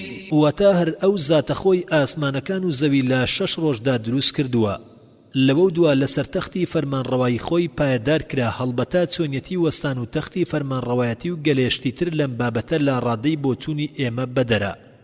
تەفسیری ئەم ئاەتەیان لە پێشەوە مالیک و ئەحمەد پرسیوە لە وەڵامدا وتویانە وەستانەکە حەقیقەتی هەیە چۆنیەتیەکەی شاراوەیە پرسیارکردن دەربارەی بیدعەیە باوەڕبوون پێی واجبە هەر خۆی دەزانێت چی دەچێت بەناخی زەویدا و چیشی لێ دێتە دەرەوە چی لە ئاسمان دێتە خوارەوە و چی پێدا سەر دەکەوێت. جا لە هەر شوێنێکدا بن ئەو زاتە لەگەڵتاندایە و پێتان دەزانێت دڵنیا بن کە خوا بە هەموو ئەو کار و کردەوانەی ئەنجامی دەدەن بینایە. خوێنەری بەڕێز ئەم تەڕاکە بە کۆتا هات. پرسیاری چوارەم بنچەی خودا چییە؟ خودا لەکوێوە هاتووە؟ لاپەڕا 37. وەڵام هەردوو پەرتوچی ئینجیل و قورئان پێمان دەڵێن خودا هەمیشە بوونی هەبووە و هیچ کاتێک نەبووە کە ئەو تێیدا بوونی نەبوو بێت. هەمیشە هەر هەبووە و هەردەش بێت. هەروەک ئەو نەمرە هەمیشەیە بەبێ بوونی سەرەتایەک و کۆتاییەک. واتە نە سەرەتای هەیە و نە کۆتایی. ئەو تاکە دروستکار و یارمەتی دەر و بەردەوامیکەری ژیانە بۆ هەموو ئەو شتانەی کە دروستی کردوون. و هیچ شتێک و هیچ کەسێک نایەتە بوون بەبێ ویستی ئەو. و هیچ هاو بەشێکیشی نییە تەنها بۆ خۆیەتی. خدا پێمان دەڵێت کە ئەو دروست نەکراوە و لە هیچ کام لە دروستکراوەکانی ناچێت بە هیچ شێوەیەک. ئەو با چەندین شێوە ناو لە خۆی دەنێت واتە چەندین ناوی هەیە هەندێ لەم ناوانە ئەمانن. الأول یەکەمین پێش هەموو شت هەبووە. الآخر دووەهەمین پاش هەموو شت دەمێنێت. الصەمەد جێی مەبەست و جێی نیازە لە هەموو پێویستیەکدا و پێویستی بە کەس نییە و سیفەت تەواوە و کەس لەسەر و ئەوەوە نییە و سەرداری نییە. الظاهر دیار و ئاشکرایە بۆ خاوەن ژیرەکان بەهۆی بەڵگەکانەوە دەسەڵاتدار بە زانستی بەسەر هەموو شتێکدا. الباطن پەنهان و شاراوەیە لا چاوی بەندەکان و زانایە بە ئاشکرا و پەنهانەکان نزیکە بە زانست و توانایی. ئەو هەمیشە هەر بووە و بە هیچ شێوەیەک ڕۆژێک لە ڕۆژان دروست نەکراوە لە هیچ کام لە دروستکراوەکانیشی ناچێت. پێغەمبەر محەممەد صلی الله عليه وسلم فەرموویەتی شەیتان دێت و وا لە مرۆڤ دەکات کە ئەم جۆرە پرسیارانە بکەن دەربارەی دروستبوون چێ ئەمە و ئەوەی دروست کردووە کە وەڵامەکەش ئەوەیە ئەڵێ ئەڵڵا دروستی کردووە پاشان بەمە واز ناهێنێت پێت دەڵێ ئەی چێ ئەڵڵای دروست کردووە. لەم قۆناغەدا پێغەمبەر محەممەد صلی الله عليه وسلم ئامۆژگاریمان دەکات کە ئەم جۆرە زنجیری بیرکردنەوانە لە مێشکماندا دەربێنین و بیری لێ نەکەینەوە ئەوە فێڵێکی شەیطانە. خودای ڕاستەقینە ڕێک و تەواوە و هیچ کاتێک دروست نەکراوە و هەر هەبووە و بۆ هەمیشەیش هەر دەبێت. قورئان پێمان دەڵێت لە سوورەتی البەقەرە ئاەتی 255 الله سبحانه وتعالى دەفەرمێ الله لا إله إلا هو الحي القيوم لا تأخذه سنة ولا نوم له ما في السماوات وما في الأرض من ذا الذي يشفع عنده إلا بإذنه يعلم ما بين أيديهم وما خلفهم ولا يحيطون بشيء من علمه إلا بما شاء وسع كرسيه السماوات والأرض ولا يؤوده حفظهما وهو العلي العظيم. وتا خوا زاتێکە جگە لەو هیچ خوایەکی ترنیە کە شایەنی پەرستن بێت و ئەو هەمیشە زیندووە و ڕاگر و سەرپەرشتیاری هەموو دروستکراوەکانیەتی. نەوە نەوزە دەیگرێت و نەخەو چونکە ڕاگر و سەرپەرشتیاری بوونەوەرە. هەرچی لە ئاسمانەکان و هەرچی لە زەویدا هەیە هەر ئەو زاتە خاوەنیانە. چێ ئەوەی دەتوانێت تکا بکات لەلای ئەو بەبێ مۆڵەتی خۆی دەشزانێت چی لە ئێستا و داهاتوو ڕابردوودا ڕوویداوە و ڕوودەدات. هیچ کام لە دروستکراوانی زانست و زانیاری تەواویان نییە دەربارەی زانیاری و زانستەکانی ئەو مەگەر بەوەی کە خۆی بێوێت فێریان بکات. ئەم پێشکەوتن و زانستەی سەردەم بەشێکی کەمن لە بەخشەکانی خوا. فەرمانڕەوایی و دەسەڵات و زانینی ئەو زاتە هەموو ئاسمانەکان و زەوی گرتوتەوە و پارێزگاریان بەلای خواوە هیچ گران نیە و ماندووی ناکات و هەر ئەو خوایەکی بەرز و بڵند و گەورەیە. خوێنەری بەڕێز ئەم تڕاکە بە کۆتا هات. پرسیاری پێنجەم: ئایا خوددا دەتوانێت هەموو شتێک بکات یان هەموو شتێک دروست بکات و ئەنجامی بدات؟ بۆ نمونە ئەتوانێت بەردێکی زۆر گەورە دروست بکات کە هیچ شتێک نەتوانێت بیجوولێنێت؟ ئەگەر ئەو ئەم بەردە گەورەیە دروست بکات و هیچ شتێکیش نەتوانێت بیجوولێنێت، ئەوە مانای ئەوەیە کە ئەو خۆشی ناتوانێت بیجوولێنێت.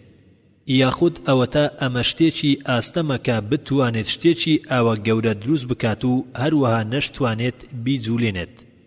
لاپەڕا 41.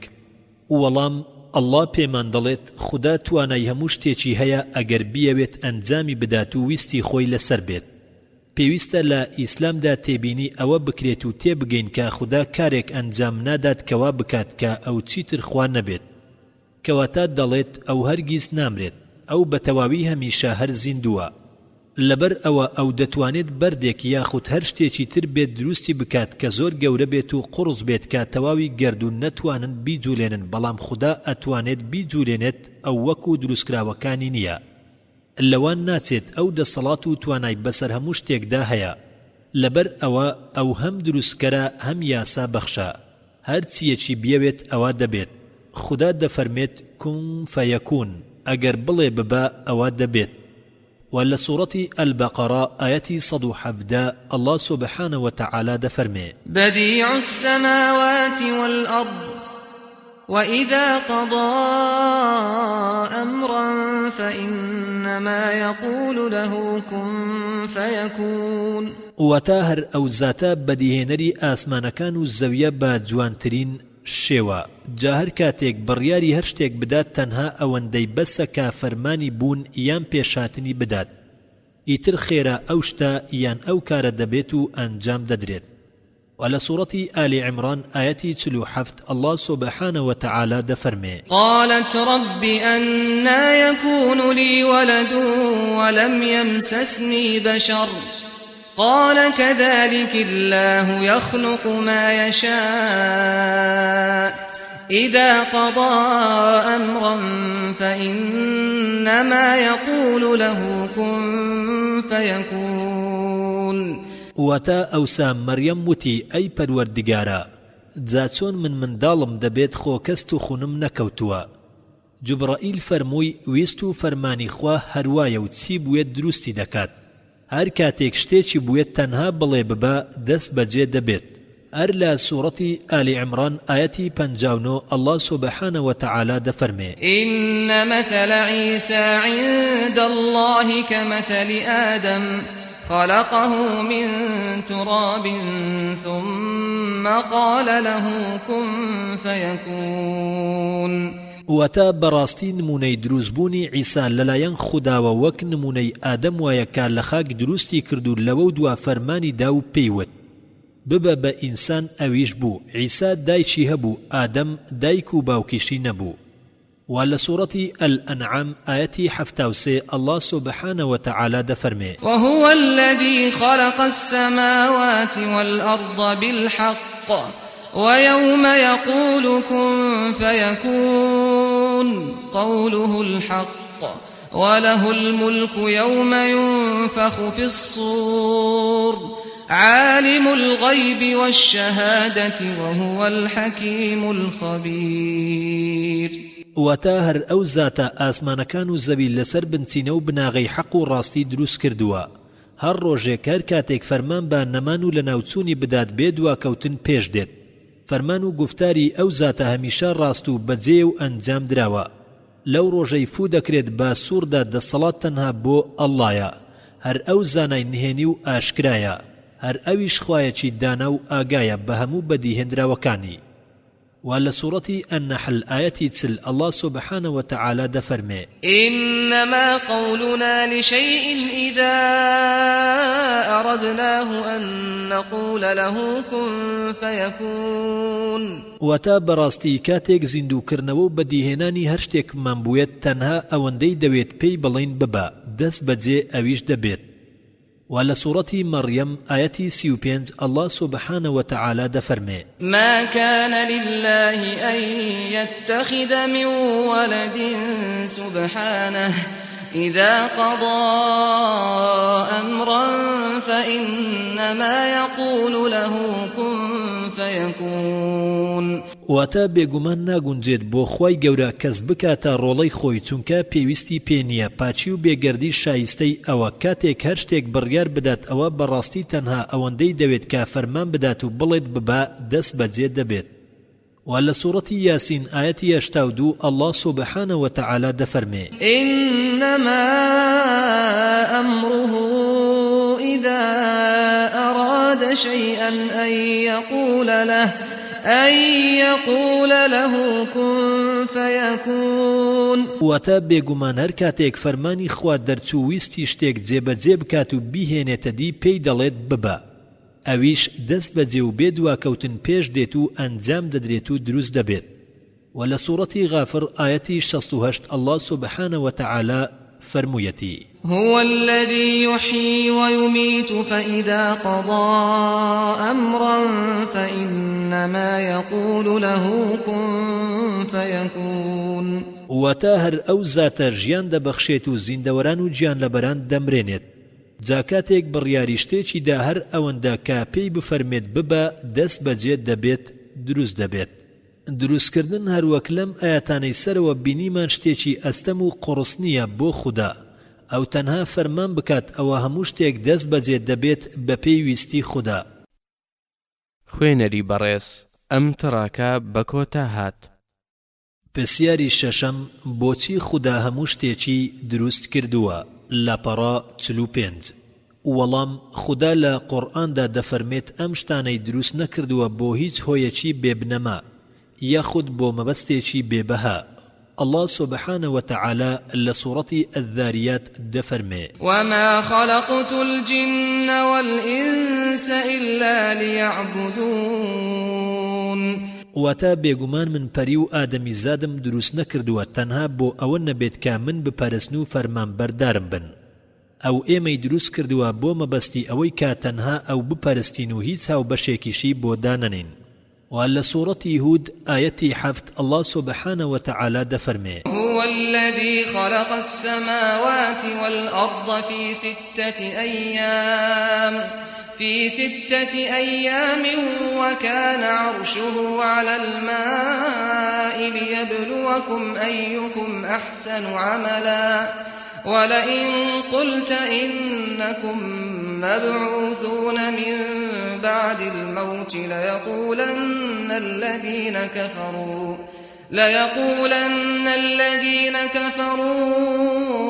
إن هذا إلا سحر مبين واتا او خوای ذاتی که ئاسمانەکان و زەوی لە ماوەی 6 ڕۆژدا دروست کرد تەختی فەرمانڕەوایی کە دروستکراوێکی زۆر گەورە و شکۆمەندە لەسەر ئاو بوو تا تاقیتان بکاتەوە کە چێتان کاری چاکتر ئەنجام دەدات فەرمانبەردارێکی چاکە و سوێن بەخوا ئەگەر بڵێیت بەڕاستی ئێوە زیندوو دەکرێنەوە دوای مردن بێگومان ئەوانەی کە بێ باوەڕبوون دەڵێن ئەم قسە و باسە هیچ نییە، تەنها جادوێکی ئاشکرایە. خدا ئەڵڵا هەموو ئەمانەی دروست کردووە کە پێی دەڵێن گەردوون بۆ ئەوەی ئێمە تاقی بکاتەوە. ئەمە دوایین چارەنووس و قۆناغی ئێمە نییە. الله سبحانه وتعالى لا سورة الملك آيتي 1-4 دفرمي تبارك الذي بيده الملك وهو على كل شيء قدير الذي خلق الموت والحياة ليبلوكم أيكم أحسن عملا وهو العزيز الغفور الذي خلق 7 سماوات طباقا ما ترى في خلق الرحمن من تفاوت فارجع البصر هل ترى من فطور ثم ارجع البصر كرتين ينقلب إليك البصر خاسئا وهو حسير واتا گەورە و مبارەک و پیرۆزە ئەو زاتەی کە هەموو بوونەوەر و جیهانی بەدەستە و ئەو زاتەی دەسەڵاتی بەسەر هەموو شتێکدا هەیە هەر ئەو خۆی مردن و ژیانی بەدی هێناوە و تا تاقیتان بکاتەوە چێتان کردەوەی چاکتر و پەسندترە هەر ئەویش زاتێکی باڵەدەستە بەسەر بێ باوەڕاندا وەلێ خۆش بووە لە ئیمانداران. هەروەها ئەو زاتە ئاسمانەکانی بە 7 چین دروست کردووە لە نێو بەدیهێنراوەکانی ئەو لا خوای مێهرەباندا هیچ ناڕێکی و ناتەواییەک بەدی ناکەیت. ئەی ئینسان هەر چاو بجێڕە و سەرنج بدە بزانە هیچ دەرز و کەم و کوڕیەک بەدی دەکەیت پاشان هەر سەرنج بدە و چاو بجێڕە و ورد بەرەوە جار لە دوای جار و کۆڵمەدا سەرسام و ملکەز دەبیت. چاوت بە نائومێدی دەگەڕێتەوە لە کاتێکدا کە چاوت ماندووە و پەچی کەوتووە. قورآن لا بارەی سروشتی مرۆڤەوە پێمان دەڵێت کە چەندە زوو ئەم هەموو ناز و نیعمەتە سەرنج ڕاکێشانە لەبیر دەکەین کە ڕۆژانە بۆ ئێمە ئامادە کراوە و تەرخان کراوە.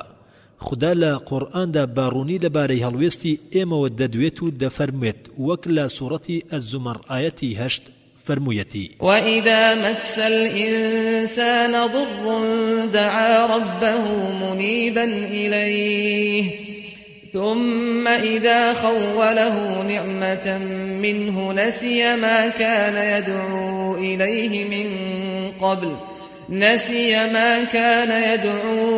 إليه من قبل وجعل لله أندادا ليضل عن سبيله قل تمتع بكفرك قليلا إنك من أصحاب النار وتا آدمی زاد کاتێک ناخۆشی و زەرەرێکی تووشات هانا و هاوار بۆ پەروەردگاری دەبات و با دڵشکاوی لێی دەپاڕێتەوە و لێی دەڵاڵێتەوە پاشان کاتێک خوا دەروی لێ کردەوە و ناز و نیعمەتی پێبەخشی دوعا و نزا و هانا و هاوارەکانی ئەوسای فەرامۆش دەکات چەندەها هاوڵ و شەریک بۆ خوا بڕیار دەدات دەیەوێت خەڵکی لە ڕێبازی خوا وێڵ بکات. ئەی پێغەمبەر صلی الله عليه وسلم بەو جۆرە کەسە بڵێ کەمێک بە خوا نەناسی ڕابوێرە بەڵام دڵنیا بە کە تۆ نیشتەجێی ناو ئاگری دۆزەخیت. لەبیرمان کرد هەر وەک ئەوەی کا دروست بوون و بوونی خۆمان لەبیر کرد و ئەمە بەشێکە لە تاقیکردنەوەکانمان. ئایا ئێمە سوپاسکار و سپاس گوزارین کاتێک کا تووشی ئازار و ناڕەحەتی دەبین یاخود ئەوەی هەرەز دێنین لەم ژیانەدا. و لە سوورەتی ئەلفەجر ئایەتی 15-16 الله سبحانه وتعالى فرمويتي فأما الإنسان إذا ما ابتلاه ربه فأكرمه ونعمه فيقول ربي أكرمن وأما إذا ما ابتلاه فقدر عليه رزقه فيقول ربي أهانن واتا جاکاتێک ئادەمی زاد لە لایەن پەروەردگاریەوە تاقی دەکرێتەوە ڕێزی لێدەنێت و ناز و نیعمەتی بەسەردا دەڕێژێت دەڵێت بەخوا وا دیارە پەروەردگارم خۆشی دەوێم ڕێزم هەیە لای بەڵام کاتێک تاقی دەکاتەوە و ڕزق و ڕۆزی کەمی پێدەبەخشێت ئەوە دەڵێت وا دیارە پەروەردگارم منی خۆش ناوێت و ڕقی لێمە و ڕیسوای کردوم. پاشان خوددا هەموو ئەو هۆکارانەمان پێ دەڵێت کە لە پشت هەموو ئەم شتانەی کە ڕوو دەدەن هەیە هر لا سورة الفجر آياتي حفدة بو بيست الله سبحانه وتعالى فرميتي كلا بل لا تكرمون اليتيم ولا تحاضون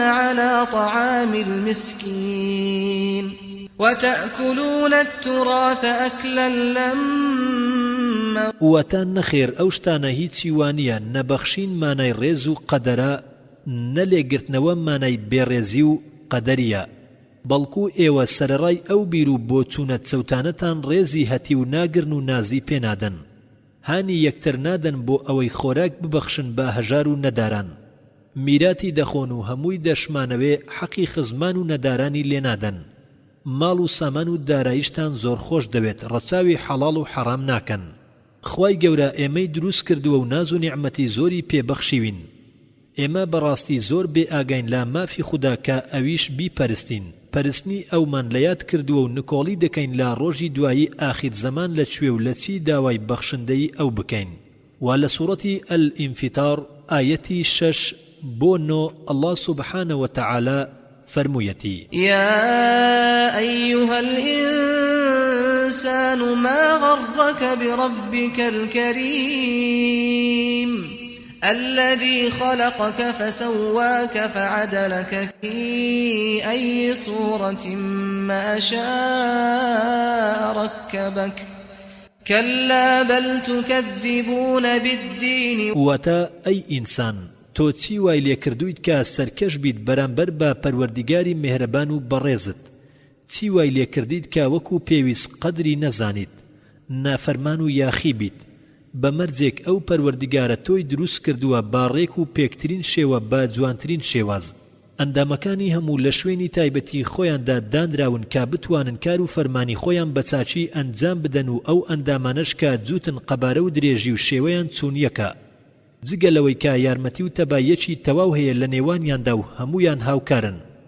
لە هەر شێوە و شێوازێکدا کاویستویەتی تۆی ڕێکخستووە و ئەندامەکانتی بەیەکەوە لکاندووە واز بهێن لە بێ ئاگایی نەدەبووە بێت بەرامبەر ئەو پەروەردیگارە جوانکارت سەرەڕای ئەو هەموو ڕوونکردنەوانە و چۆن ئێمە بارودۆخ و دەوروبەرمان نیشان بدەین و چۆن هەڵسوکەوت و مامەڵە بکەین لەگەڵ دەوروبەرماندا ئایا زۆر زوو لۆمە دەکەین یاخود زوو لە یادی دەکەین هەموو ئەو شتانە بەشێکە لە تاقیکردنەوەکانمان ئەو شتانەی کە ئێمە لە ڕۆژی دوایی داوای دەکەین خوێنەری بەڕێز ئەم تەڕاکە بەکۆتا هات پرسیاری حوتەم ئەگەر خودا پاکە خۆشەویستە دادپەروەرە ئەدی ئەم خراپەکاری و زوڵما لەکوێوە دێن لاپەڕا 51 وەڵام خدا پێمان دەڵێت کە ئەو پاک و بێگەردە خۆشەویستە و بێگومان لە هەموو ڕێزگرتنێکیشدا ڕاست و تەواوە پێمان دەڵێت کە ئەو باشترین دادوەرە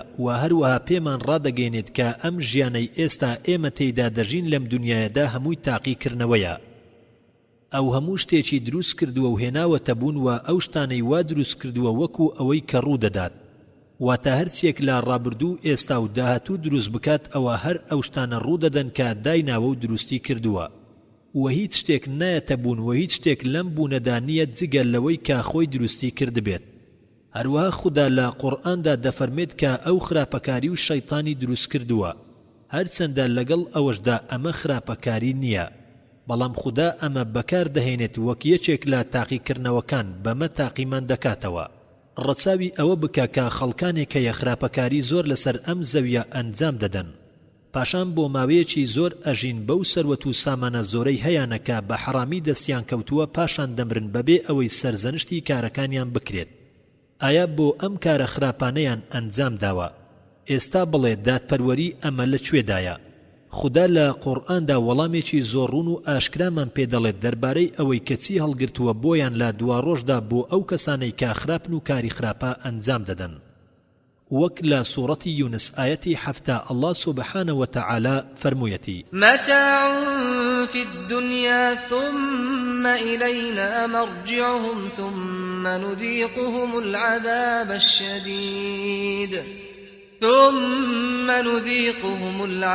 الشديد بما كانوا يكفرون واتە بەڵکو هەموو دەستکەوتەکەیانی ژیانی دنیا و ڕابواردنی دنیایە لەوە دوا گەڕانەوەیان بۆ لای ئێمەیە ئەوسا سزای بە ئێشیان دەدەین و تاڵاو دەکەین با گەرویاندا بەهۆی ئەوەی کا بێ باوەڕ ئەبوون پێی.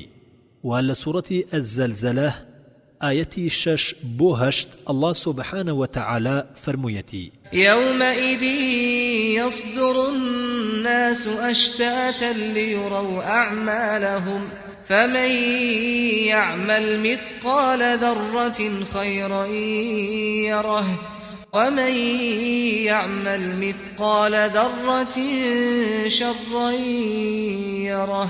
واتە ئەو ڕۆژەی خەڵکی دەستە بەرەو گۆڕەپانی لێپرسینەوە دەچن با پەرش و بڵاوی تاکار و کردەوەکانیان ببیننەوە دیارەکە نامەی کردەوەکان تۆمار کراوە با دەنگ و ڕەنگەوە. جا ئەوەی با قەدەر سەنجی گەردیلەیەک خێر و چاکەی ئەنجامدا بێت دەیبینێتەوە، ئەوەشی کە بە قەدەر سەنجی گەردیلەیەک شەڕ و خراپەی ئەنجامدا بێت ئەوە دەیبینێتەوە. هەروەها لە سوورەتی العنكبوت آيتي 2 بو 11 الله سبحانه وتعالى فرمويتي أحسب الناس أن يتركوا أن يقولوا آمنا وهم لا يفتنون ولقد فتنا الذين من قبلهم فليعلمن الله الذين صدقوا وليعلمن الكاذبين. أم حسب الذين يعملون السيئات أن يسبقونا ساء ما يحكمون. من كان يرجو لقاء الله فإن أجل الله لآت وهو السميع العليم. ومن جاهد فإنما يجاهد لنفسه إن الله لغني عن العالمين. والذين آمنوا وعملوا الصالحات لنكفرن عنهم سيئاتهم ولنجزينهم أحسن الذي كانوا يعملون. ووصينا الإنسان بوالديه حسنا وإن جاهداك لتشرك بي ما ليس لك به علم فلا تطعهما إلي مرجعكم فأنبئكم بما كنتم تعملون. والذين آمنوا وعملوا الصالحات لندخلنهم في الصالحين. ومن الناس من يقول آمنا بالله فإذا أوذي في الله جعل فتنة الناس كعذاب الله ولئن جاء نصر من ربك ليقولن إنا كنا معكم أوليس الله بأعلم بما في صدور العالمين. وليعلمن الله الذين آمنوا وليعلمن المنافقين. واتە ئایا خەڵکی وایان زانی و وازیان لێ دەهێنرێت و پشتگوێ دەخرێن کە بڵێن ئیمان و باوەڕمان هێناوە لە کاتێکدا ئەوان تاقی نەکرێنەوە و تووشی سزا و ئازار نەکرێن؟ سوێن بەخوا بێگومان ئێمە ئەوانەی پێش ئەمانمان تاقی کردوتەوە بە جۆرەها شێوە تا خوای گەورە لە جیهانی واقعدا ئەوانەی ڕاستیان کردووە بیان ناسێت و دەرکەون، هەروەها درۆزنەکانیش دەبێت بناسێت و دەرکەون. ئایا ئەوانەی خراپە و نادروستی دەکەن وا دەزانن کە لە دەستمان دەردەسن و دەرباز دەبن ئای چەندە خراپە ئەو بڕیارەی کە دەیدەن. ئەوەی کە ئاواتەخوازە با دیداری خوا شاد بێت با دڵنیا بێت کە کاتی دیاریکراوی خوا و ساتی سەرەمەرگ هەردێت تا بە دیداری شاد بێت. ئەو خوایە زۆر بیسەرە با گفتاری بەندەکانی زانایە بە حاڵیان. ئەوەش کە هەوڵ دەدات و کۆشش دەکات لە پێناوی گەیاندنی ئاینی خوا بێگومان قازانج و سوودی هەوڵ و کۆشەکەی هەر بۆ خۆیەتی، چونکە بەڕاستی خوا بێنیازە لە هەموو خەڵکی. بەڵام لە قیامەتدا ئەو زاتە زۆر سوپاس گوزاری ئەو کەسانەیە کە هەوڵ و کۆششیان داوە لە پێناوی ئاینەکەیدا. ئەوانەی کە ئیمان و باوەڕیان هێناوە و کار و کردەوە چاکەکانیان ئەنجام داوە بەڕاستی هەڵە و گوناهەکانیان دەسڕینەوە و بە چاکترین لەوەی کە دەیان کرد پاداشتیان دەدەینەوە ئێمە فەرمانمان داوە بە ئادەمیزاد کە چاک ڕەفتار بێت لەگەڵ دایک و باوچیدا خۆ ئەگەر زۆریان لێکردیت تا هاوڵ و هاوبەشم بۆ بڕیار بدەیت بێ ئەوەی زانست و زانیاری تەبێت دەربارەی ئەوە ملکەتیان مەبە و بەگوێیان مەکە دڵنیاش بن کە گەڕانەوەتان بۆ لای منە ئەو کاتە ئاگادارتان دەکەمەوە لەو کردەوانەی کە ئەنجامتان دەدا جا ئەوانەی کە ئیمان و باوەڕیان هێناوە و کار و کردەوە چاکەکانیان ئەنجام داوە ئەوە بێگومان دەیان خەینە ڕیزی چاکەکارانەوە هەندێک لە خەڵکی هەن کە دەڵێن باوەڕمان بە خوا هێناوە جا کاتێک یەکێک لەوانە لە بەرخوا و لە پێناوی خوا تووشی ئازار و ناخۆشی کرا وا دەزانێت سزا و ئەشکەنجەی خەڵکی وەک سزای خواوایە وەک چۆن لە دۆزەخدا پەشیمانە لێرەش بەهۆی ئەشکەنجەی خەڵکیەوە لە دین پەشیمان دەبێتەوە بەڕاستی ئەگەر پەروەردگارت سەرکەوتنێکی بەخشی دووڕوەکان بە گەرمی دەڵێن خۆ ئێمەش بێگومان هاوکارتان بووین مەگەر خوا خۆی نازانێت چی حەشار دراوە لە دەرونی هەموو خەڵکیدا بە تایبەت لە دڵی ئەو جۆرە کەسانەدا سوێن بێت خوا ئاگادارە بەوانەی باوەڕیان هێناوە هەروەها بەوانش کە دووڕوون جیایان دەکاتەوە پاداشت و سزا بەبێ هیچ گومانێک دیاری کراوە و بەشێکە لە ژیانی دواترمان و بۆ هەمیشەیی ئەمێننەوە کە ئەمەش لە دواڕۆژدا یەومون ئاخیرەت دەیبینین کە کێ پاداش وەردەگرێت و کێ سزا دەدرێت ئەو کەسانەی کە لەم ژیانەدا ئازار دەچێژن و هیچ شتێک لەبار نەبوو تاوەکو کارە قورسەکانی نیشان بدات مرۆڤی چاکە و قوربانیدان و پاراستن و درێژەدان بە باوەڕ و ئەتوانێت پێشبینی بکات بۆ پاداشتێکی مەزن لەجێی ئەم شتانە و ئەم شتانە شتێکی کاتینین بەڵام ئەمانە بۆ هەتایەن ئەم پاداشتانە بەڵام ئەو کەسانەی کە فاسد خراپن و خراپەکاری ئەنێنەوە و خەڵکانی تر ئازار دەدەن و سەرپێچی دەکەن و خۆیان لە دادپەروەری ڕزگار دەکەن بەڵام ئەوانش بە هەمان شێوە ئەنجامی کارەکانی خۆیان دەبیننەوە و بە دڵنیاییەوە باجی ئەم کارانەیان دەدەن باپێی ئەوەی کاتیان ئەنجام داوە و دەربارەی ستەمکردن ئەمە شتێکە کە خوددا قەدەغەی کردووە لە خۆی لەسەر هەر کەسێکیان ڕقی لە دروستکراوی خۆی بێتەوە ئەو کاتێک ڕقی ئەبێتەوە کاتێک کەسێک ستەم لە کەسێکی تر بکات ئەو دەسەڵاتێکی تەواوی بەسەر هەموو شتێکدا هەیە ئەو ڕێگە بە نەخۆشی و کارەسات و ستەمکردن دەدات کەواتە ئێمە بەمانە تاقی دەکرێنەوە کەچی ئەنجام دەدەین خوێنەری بەڕێز ئەم تڕاکە بە کۆتا هات پرسیاری هەشتم ئایا هەموو شتێک ڕوودەدات بە پێی پلان و نەخشەکانی خوددا ئایا خوددا بە هەموو ئەو شتانە دەزانێت کە ڕوودەدەن ئایا دەسەڵاتی تەواوی هەیە بەسەر ئەنجامی هەموو شتەکاندا و بەسەر ڕووداوەکاندا ئەگەر بەم شێوەیە کەواتە دادپەروەری ئێمە چۆنە و لەکوێدایە کەواتە ئازادی ویست و مەبەستی ئێمە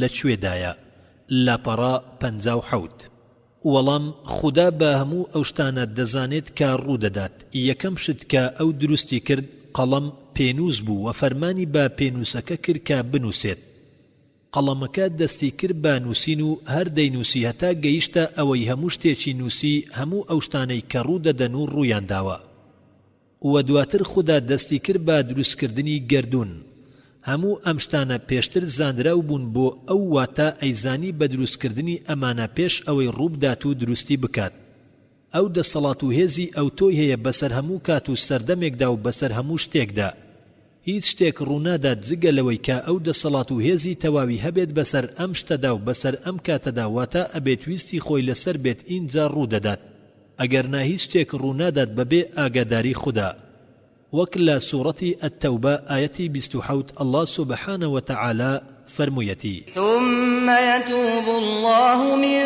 بعد ذلك على من يشاء والله غفور رحيم واتا إنزا دوای ئەوە خوای گەورە لە هەر کەسێک بیەوێت و شایستە بێت تەوبە و پەشیمانی وەردەگرێت خوا لێ خۆش بوو میهرەبانە وعلى سورة يوسف آية صد الله سبحانه وتعالى فرمويتي ورفع أبويه على العرش وخروا له سجدا وقال يا أبت هذا تأويل رؤياي من قبل قد جعلها ربي حقا وقد أحسن بي إذ أخرجني من السجن وجاء بكم من البدو من بعد أن نزغ الشيطان من بعد أن نزغ الشيطان بيني وبين إخوتي إن ربي لطيف لما يشاء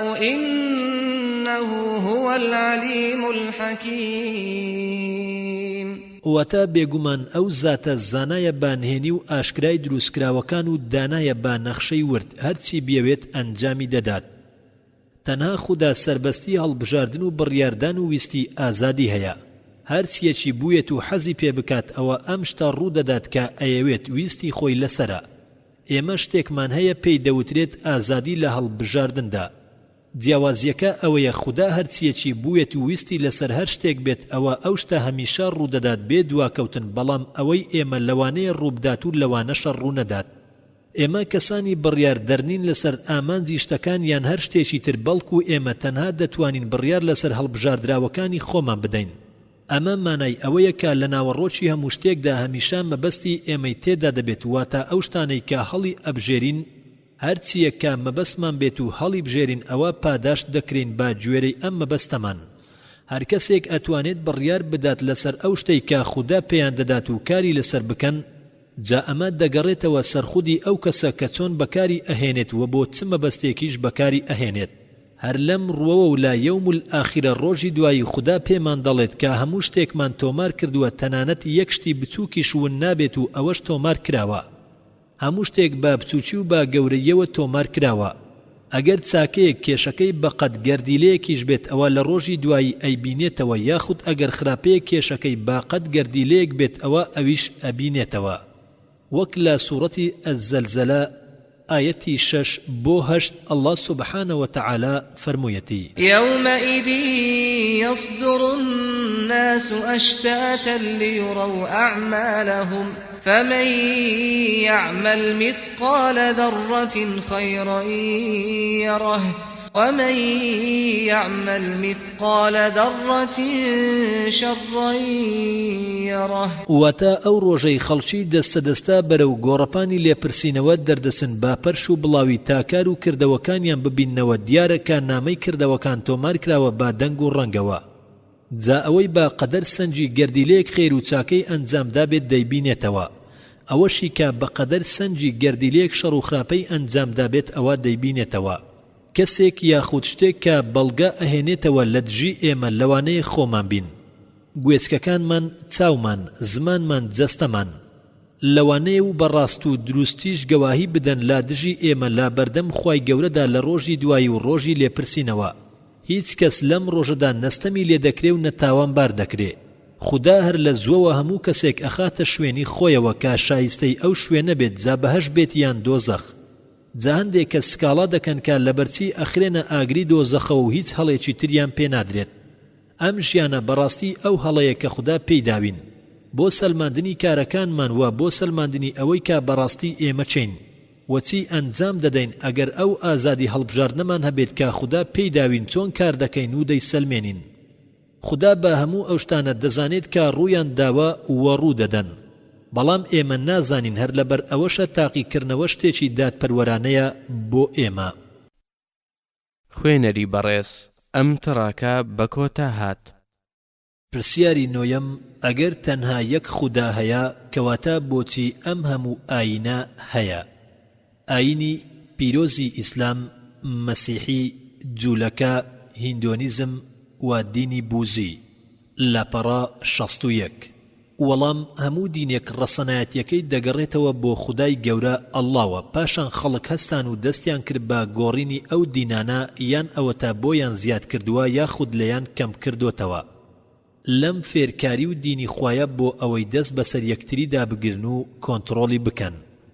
وەک لە سوورەتی ئەلمائیدە ئاەتی 3 الله سبحانه وتعالى فرموویەتی: اليوم يئس الذين كفروا من دينكم فلا تخشوهم واخشون اليوم أكملت لكم دينكم وأتممت عليكم نعمتي ورضيت لكم الإسلام دينا فمن اضطر في مخمصة غير متجانف لإثم فإن الله غفور رحيم. واتە ئەمڕۆ ئاین و بەرنامەکەتانم با کۆتایی گەیاند و ناز و نیعمەتی خۆمم بۆ تەواوکردن و ڕازیم بەوەی کە ئیسلام ببێتە بەرنامە و دین و ئاینتان. جا لەگەڵ بڕیاردانی ئەو شتانەدا کە حەراممان کردووە هەر کەس ناچار کرا لە گرانی و برسێتیدا مەترسی ئەوەی هەبوو بمرێت دەتوانێت لەو شتانە بخوات کە حەراممان کردووە، بە مەرجێک دەست درێژکار نەبێت و بە ئارەزوو ژەمی زۆری لێ نەخوات و خۆی تووشی گوناه و تاوان نەکات. ئەوە بەڕاستی خوددا لێخۆش بووە و میهرەبانە بۆ ئەو جۆرە حاڵەتانە. خوددا ئەڵڵا زۆری لا هیچ کەسێک نەکردووە کە خۆی تەسلیمی ئەو بکات و ملکەتی بێت. خوددا ڕێڕە و ڕێگایەکی ڕوون و ئاشکرای داناوە و ڕیزی کردووە و وای کردووە کە بۆ ئەوان و بۆ مرۆڤەکان ناسراو بێت و پێیان ئاشنا بێت. ئەمەش دوو ڕێگایە، بەهەشت یان دۆزەخ. هەموو کەسێک هەمیشە ئازادە کاکام ڕێگا هەڵدەبژێرێت بەهەشت یان دۆزەخ. ئەمەش دەگەڕێتەوە بۆ ئەو کار و کردەوانەی کە هەڵی دەبژێرێت و ئەنجامی دەدات. و لە سوورەتی ئەلبەقەرە ئایەتی 256 تاكو 257 الله سبحانه وتعالى فرميتي: لا إكراه في الدين قد تبين الرشد من الغي فمن يكفر بالطاغوت ويؤمن بالله فقد استمسك بالعروة الوثقى لا انفصام لها والله سميع عليم. الله ولي الذين آمنوا يخرجهم من الظلمات إلى النور والذين كفروا أولياؤهم الطاغوت يخرجونهم من النور إلى الظلمات أولئك أصحاب النار هم فيها خالدون. واتا بهیت زۆرێک زۆرکردن نییە لە وەرگرتنی بیر و باوەڕی ئیسلامدا. دینداری بە زۆر نابێت بکرێت و دین بە زۆر نادرێت بەسەر کەسدا، چونکە بەڕاستی ڕێبازی چاک و دروست ڕوون و ئاشکرا بووە و جیابۆتەوە لە گومڕایی و سەرکەشی. جا ئەوەی باوەڕی نەبێت بە تاغوت کە بریتیە لە هەموو ڕێگە و ڕێباز و هێز و بەرنامە و لادانێک و بتێک و باوەڕی دامەزراو بهێنێت باخوا، جا بێگومان ئەو کەسە دەستی گرتووە بە بەهێزترین هۆکاری ڕزگاریەوە. شوێن دامەزراوترین بیر و باوەڕ کەوتووە کە هیچ پسان و هەڵوەشانەوەیەکی بۆ نییە و هەمیشە پتە و دامەزراوە. خوای گەورەش بیسەر و زانایە. خوا پشت و پەنا و خاوەنی ئەو کەسانەیە کە باوەڕیان هێناوە، لا تاریچەکانی گومان و ستەم دەریان دەهێنێت و دەیانبات بەرەو نور و ڕووناچی. ئەوانش کە ڕێبازی کوفریان گرتۆتە بەر، یارمەتی دەرەکانیان تەنها تاغوتەکانە لە نور و ڕووناچی دەریان دەهێن و بەرەو تاریچەکان دەیان بن. ئەوانە نیشتەجێی ناو ئاگری دۆزەخن و بۆ هەمیشە تێیدا دەمێننەوە. هیچ زۆرکردنێک لە دینی ئیسلامدا نییە. هەر کەسێک خواپەرستی هەڵبژێرێت و هاوبەشی بۆ دادەنێت و خۆی بۆ تەرخان بکات و گوێڕایەڵی فەرمانەکانی ئەو بێت، ئەوە بە شێوەیەک چەسپا و جێگیر دەبێت کە هەرگیز تووشی شکست نایە و ناڕوخێت. و هەر کەسێکیش نکۆڵی لە خوددا بکات و ڕێگای تر هەڵبژێرێت بۆ پەرستن و یاخود باوەڕی پێنەکات بە خوددا و شەریک و هاوڵی بۆ دابنێت، ئەوە سزایەکی هەمیشەیی دەیانگرێتەوە کە زۆر سەخت و ناخۆشە، ئەویش ئاگری دۆزەخە. خەڵک دەستیان کرد بە جیابوونەوە بۆ چەند گروپێکی جیاجیاواتە بوونە کۆمەڵ کۆمەڵ بەهۆی ڕەتکردنەوە و نەویستن و دانپیانەنانیان بەڕاستیەکان و بەڵگەڕوون و سەلمێنراوەکان کە بووە بەڵگەیەک بۆ ئەوان لەلای خوددا کەیانەوە.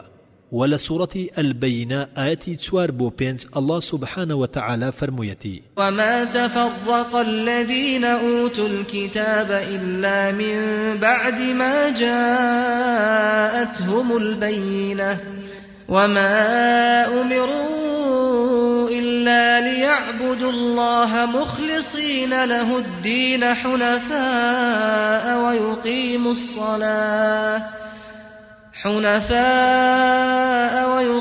الصلاة ويؤتوا الزكاة وذلك دين القيمة. وتا جا خاوەن کتێبەکان دەستە دەستە و پارچە پارچە نەبوون دوای ئەوەی نەبێت کە بەڵگە و نیشانەی ئاشکرایان بۆ هات. دەربارەی پێغەمبەر و قورئان فەرمانیشیان پێ نەدرابوو جگەل بەوەی کە خوداپەرستی بکەن و بە پاچی و دڵسۆزی ملکەتی فەرمانبەرداری ئاین و بەرنامەکە بن و لا بدەن لە هەموو ئاینێک و تەنها پابەندی ئاینی ئیسلام بن. نوێژیش با ڕێک و پێچی ئەنجام بدەن، زەکاتیش لە ماڵ و سامانیان دەربکەن. ئەوەیە ئاینی نامەڕاست و بە نرخەکانی ئەڵڵا.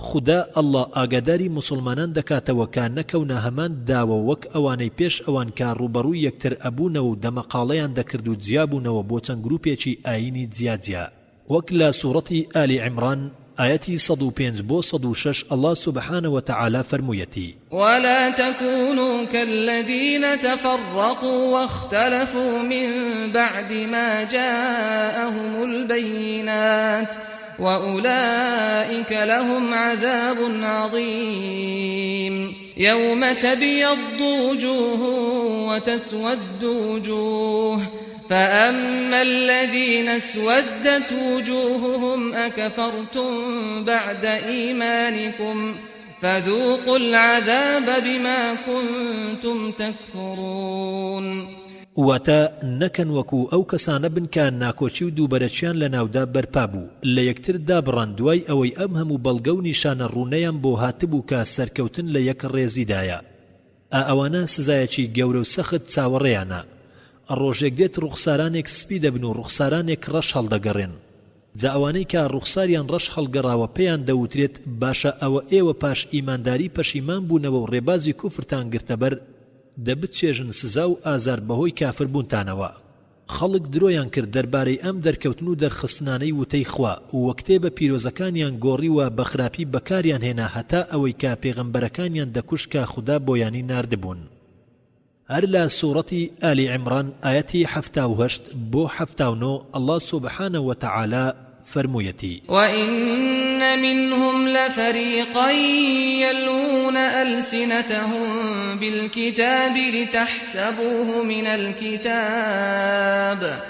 لتحسبوه من الكتاب وما هو من الكتاب ويقولون هو من عند الله وما هو من عند الله ويقولون على الله الكذب وهم يعلمون ما كان لبشر أن يؤتيه الله الكتاب والحكم والنبوة ثم يقول للناس كونوا عبادا لي من دون الله ولكن كونوا ربانيين بما كنتم تعلمون الكتاب وبما كنتم تدرسون واتە بەڕاستی دەستەیەکیش لەوانەی کە لە چەند ئاەتی پێشوودا باسکران واتە جووەکان زمانیان بادەدەن و بە جۆرێک شت دەڵێن گوایە تەورات دەخوێننەوە بۆ ئەوەی ئێوە چەواشە بکەن و وا بنوێنن کە ئەو کتێبە دەور دەکەنەوە لە حاڵێکدا ئەوەی دەیخوێننەوە لەو کتێبە نییە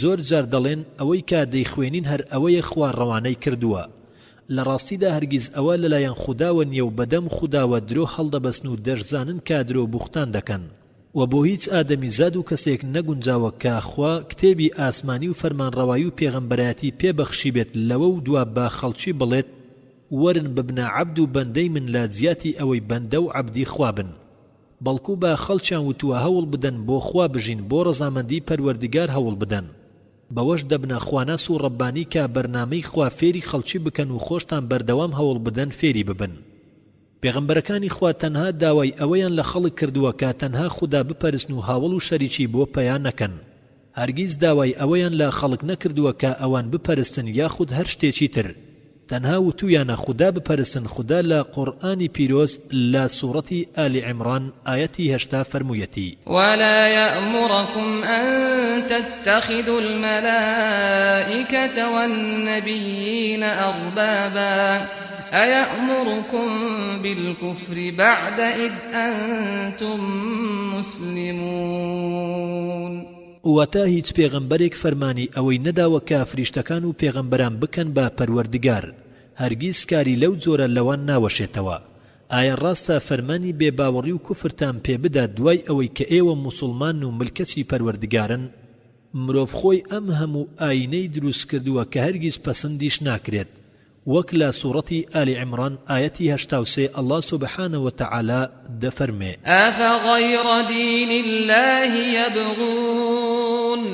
أفغير دين الله يبغون وله أسلم من في السماوات والأرض طوعا وكرها وإليه يرجعون وەتا ئایا ئەوانە بێزگە لە ئاینی خوا ئاینێکی تریان دەوێت لە کاتێکدا کە هەرچی لە ئاسمانەکان و زەویدایە با ڕەزامەندی بێت یان بە ناچاری تەسلیم و ملکەتی پەروەردگارن هەموانیش هەر بۆ لای ئەو دەگەڕێنەوە.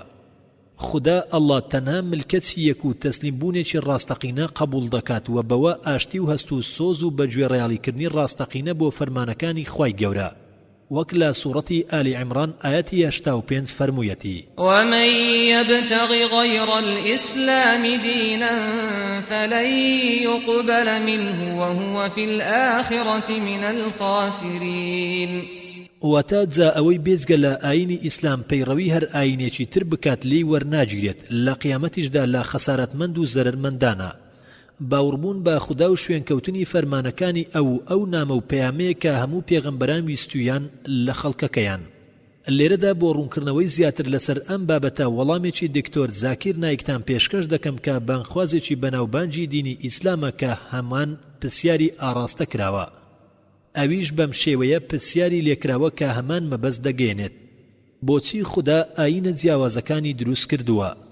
وەڵام دکتۆر زاکیر نایک پرسیارێکی زۆر گرنگە و جوانە. بۆچی خدای گەورە تەنها یەک ئاینی دروست نەکردووە؟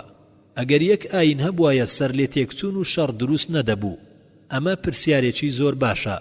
ئەگەر قورئان بخوێنیتەوە خوای گەورە لە سوورەتی ئالی عیمران ئایەتی 3 فرمويتي نزل عليك الكتاب بالحق مصدقا لما بين يديه وأنزل التوراة والإنجيل.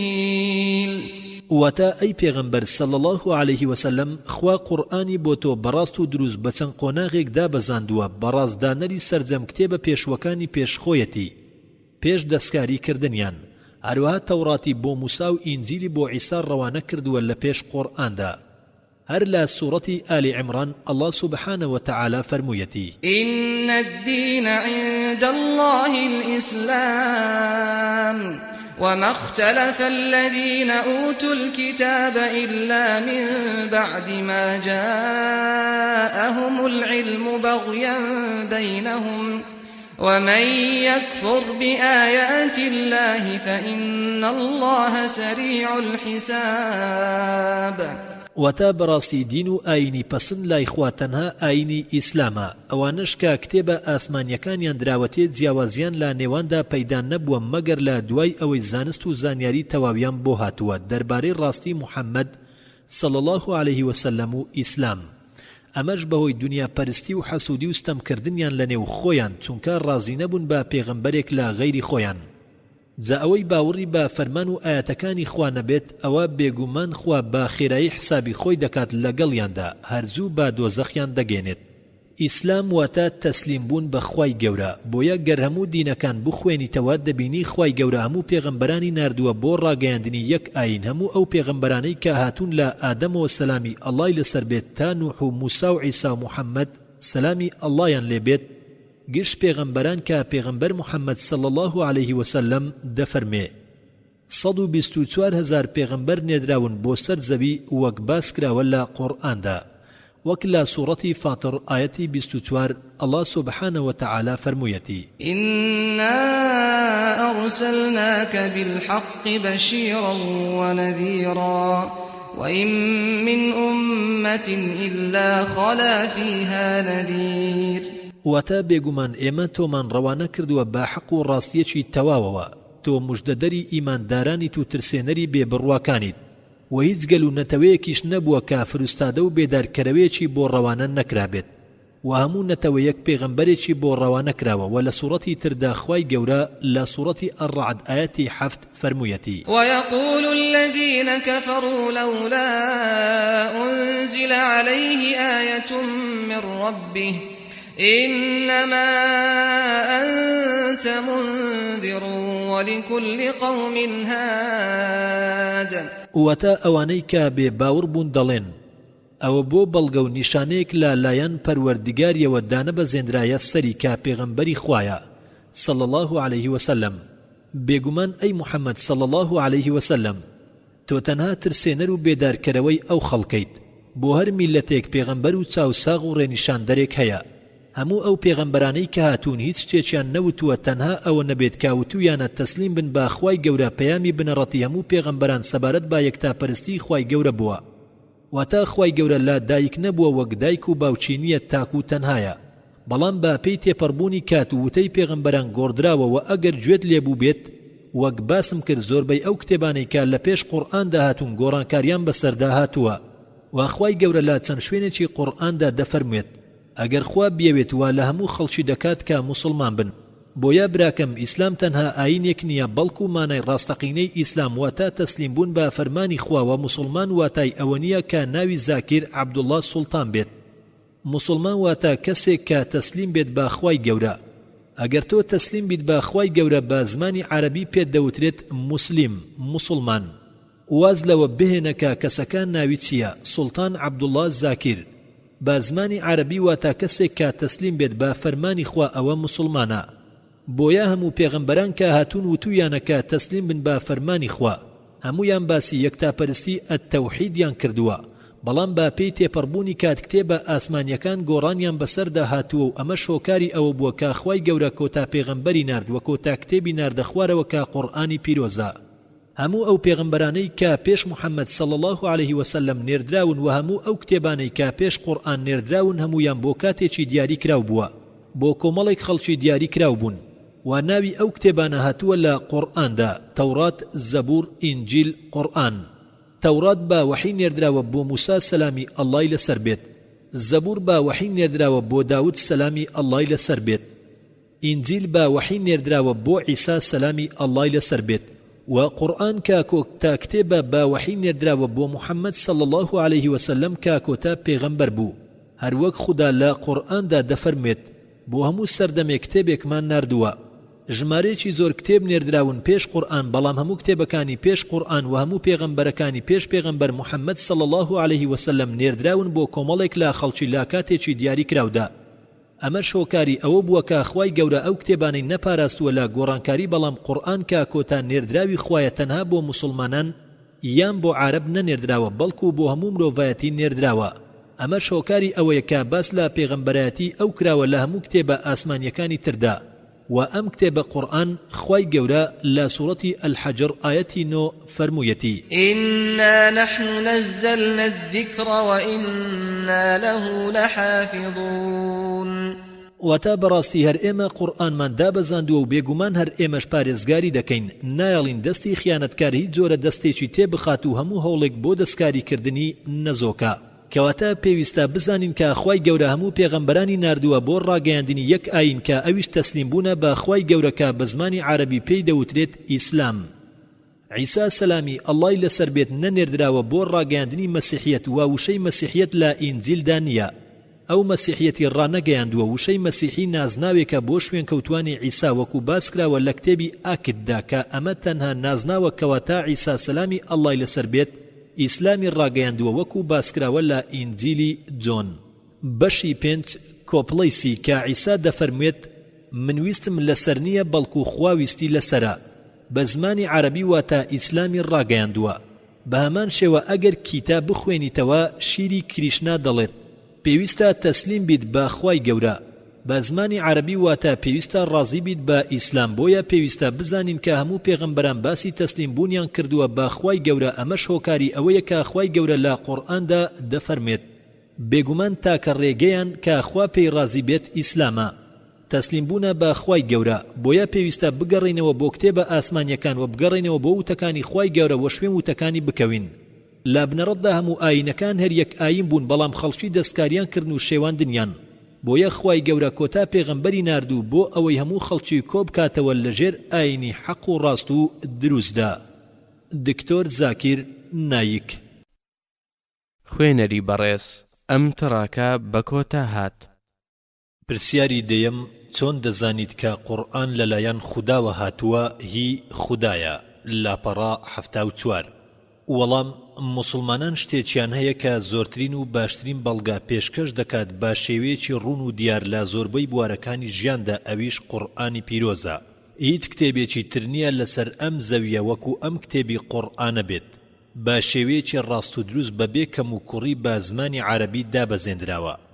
هاتۆتە خوارەوە بۆ مرۆڤایەتی هیچ هەڵەیەک نییە لە ڕووی ڕێزمانیەوە و لە ڕووی ماناوە و لە ڕووی تێکستەوە دەقەوە بەڵگا زانستیەکان لە تەواوی دەوروبەری زەویدا و ئەم جیهانەدا سەلمێنراون و زاندراون هەتا لە نێو زۆربەی ناموسڵمانە توێژەرەکانیش سەلمێنراوە و بۆیان دەرکەوتووە سەبارەت بەم قورئانە پێشبینیەکانی قورئان و ئەو شتانەی کە تێیدا باسکراوە با شێوەیەکی ڕاست و درست دێنە دی و زۆر بەشیان هاتوونەتە دی و ڕاست دەرچوون و فێرکاریەکانی ئەوەی لە قورئاندا هاتووە بۆ هەموو خەڵک و بۆ هەموو شوێنێکە و بۆ هەموو سەردەمێکە بێجیاوازی بە شێوەیەکی سەرسوڕهێنەر قورئان خودی خۆی ئامادەمان دەکات بە تاقیکردنەوەیەکی ڕاستگۆیانە فێرە ڕەوشتە جوانەکانمان دەکات بۆمان دەسەلمێنێت فێرمان دەکات هەروەها قورئان ئەو بەرەنگاری و داوایانە دەبەخشێتەوە کە لە دژی خۆی خودی قورئانە بۆ سەلماندنی وردەکاریەکانی و بابەتەکانی واتە بەرەنگاری دەکات لا خۆی و بۆمان دەسەلمێنێت لە شتەکان و دەوروبەرمان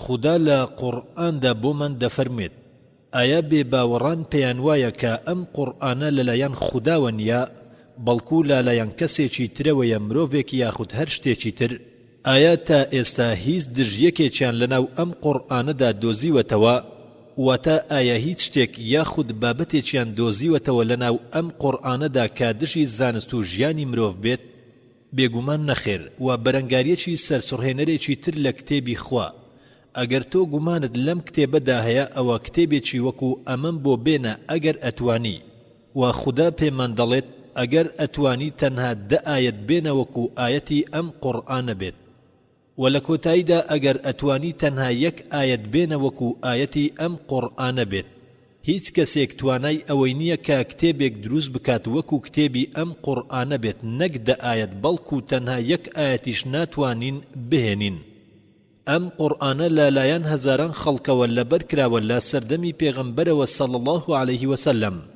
پاشان پشت بە پشت و ساڵ لە دوای ساڵنەوە لە دوایەوە لە ناوچەیەکەوە بۆ یەکێکی تر لە زمانەوە بۆ گوێچکەکان پاشان بۆ سەرپەڕا و گواسراوەتەوە و ماوەتەوە و نووسرایتەوە تاوەکو لە ناو نەچێت لە سەردەمی ئەمڕۆماندا هەموو مسلمانێکی یاخود زۆرینەی مسلمانان لە سەرانسەری جیهان بەشێکی قورئانیان لەبەر کردووە بە زمانی عەرەبیش لەبەریان کردووە کە 1400 ساڵ بەر لە ئێستا دەرکەوتووە زیاتر لە 10 ملیۆن مسلمان لەسەر ئەم زەویە دەژین لەمڕۆدا کە هەموو تەواوی قورئانیان لەبەر کردووە و ئەشتوانن تەواوی قورئان بخوێنەوە بە زمانی عەرەبی وەکو خۆی بێ ئەوەی سەیری قورئانەکە بکەن هەروەک کە پێغەمبەری خوا صلی الله عليه وسلم وای کردووە 14 سەدە پێش ئێستا لێرەدا بەسەرهاتێکی ڕاستەقینە باز دەکەین کە چۆن خودای گەورە بەهۆی قورئانەوە شیفای ئەم منداڵەی داوە کە ئەمەش دەیسەلمێنێت قورئان لەلایەن خوداوە هاتووە وەکو موعجزەیەک خەڵک نەک تەنها بۆ خوێندنەوە و زانست و فێربوون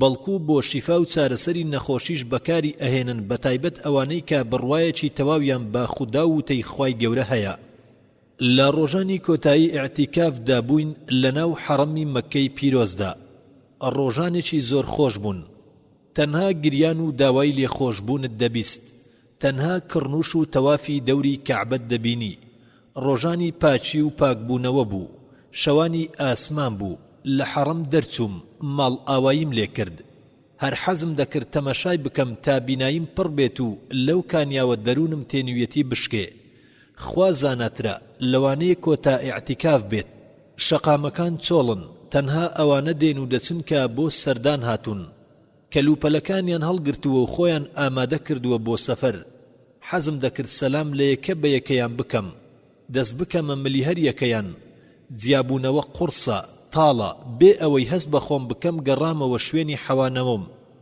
ئینجا بیرم کردەوە ئەحمەدی کوڕم لە جێگا بەجێ هێشتووە ئەو تەمەنی هێشتا 4 ساڵ بوو وەک گوڵی ژیان وا بوو چوومە ژوورەوە دایکی ئەحمەد چۆنە وەکو خۆی وایە تاکەی هەر بەرزە هیچ نییە ئینشاءالله بەڵکو هەرکە گەیشتینە جددا ئەو تایە نامێنێت دەشێ بەهۆی کاریگەری قەڵەباڵغی و گەرمی کەش و هەوا بوو بێت لە جددە پیشانی پزیشکمدا تایەکی ئاسانە ئەمە دەرمانەکەیەتی هەفتەیەک تێپەڕی تاکەی وەک خۆی وابوو مەسەلەکە ئالۆز بوو کوڕەکەم لە پێکەوت هۆشی نەما دڵی دایکی پڕ کرد لە خەفەت و ناڵە بردمە گەورەترین نەخۆشخانە پاش 2 ڕۆژ راپۆرتی پزیشکی دەردەچێ لە کاتی دیاریکراودا هاتینەوە بۆ نەخۆشخانە دایکی بێهەست ڕێگای دەبڕی قاچەکانی لەگەڵی نەدەهاتن تەمەشای پێشەوەی دەکرد وەک ئەوەی بیەوێت لە غەیب داوای شیفا بکات منیش زۆرم لە خۆم دەکرد خۆم دەگرت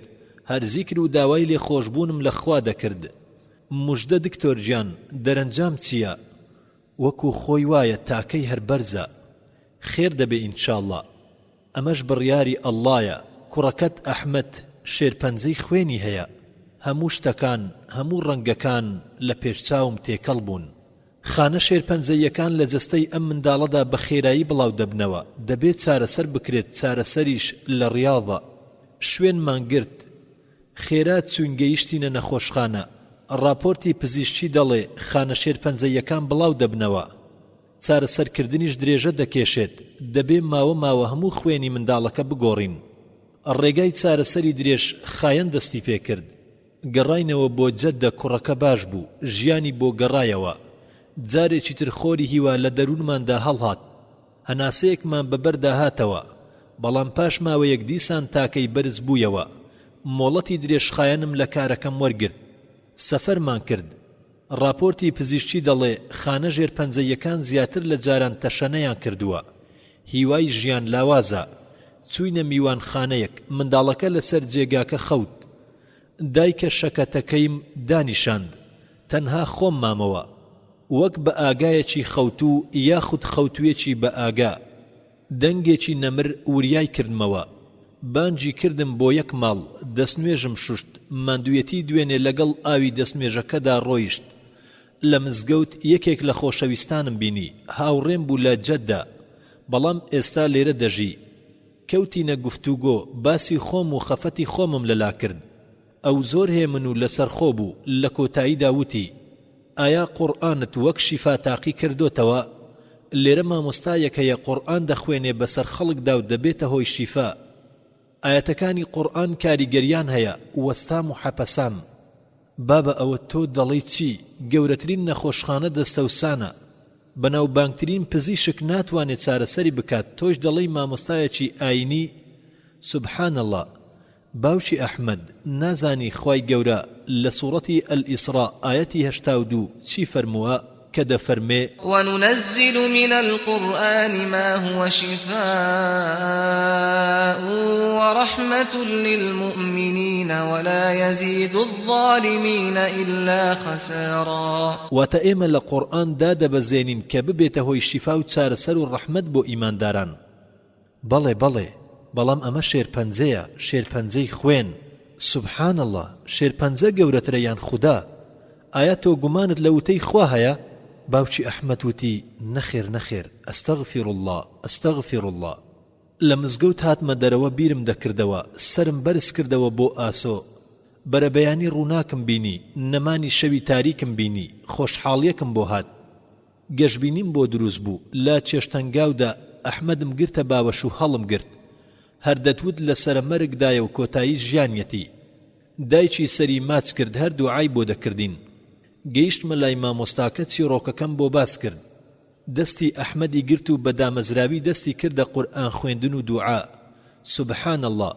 چەند متمانەی بەخوای خۆی هەبوو چەند متمانەی بە قورئان هەبوو پاشان پێیوتم هەموو ڕۆژێک بیهێنە تا هەفتەیەک ئەحمەد بەرەو ئەوە دەچێت کە خوا شیفای بدات هەموو ڕۆژێک دەهاتم بۆ لای سنگم کوشاد بوو دڵم پڕ بوو لە ئومێد تەندروستی کوڕەکەم بەرەو باشی چوو هەروەکو چۆڵەکەیەکی بێپەڕووبال وردە کەوتەوە جوولە 7 ڕۆژەکە تەواو نەبوو ئەحمەد کەوتە یاریکردن لە ماڵەکەدا ئەگەرچی زۆر دڵم خۆش بوو بەڵام ویستم دڵنیابم بردمەوە بۆ نەخۆشخانە راپۆرتی پزیشکی دەرچوو هیچ خانەیەکی شێرپەنجەیی نەماوە کڕنوشی سپاسگوزاریم بۆ خوا برد پزیشکەکان کۆبوونەوە هەر هەموویان پرسیاریان کرد کێ شیفای داوە وتم ئەڵڵا شیفای داوە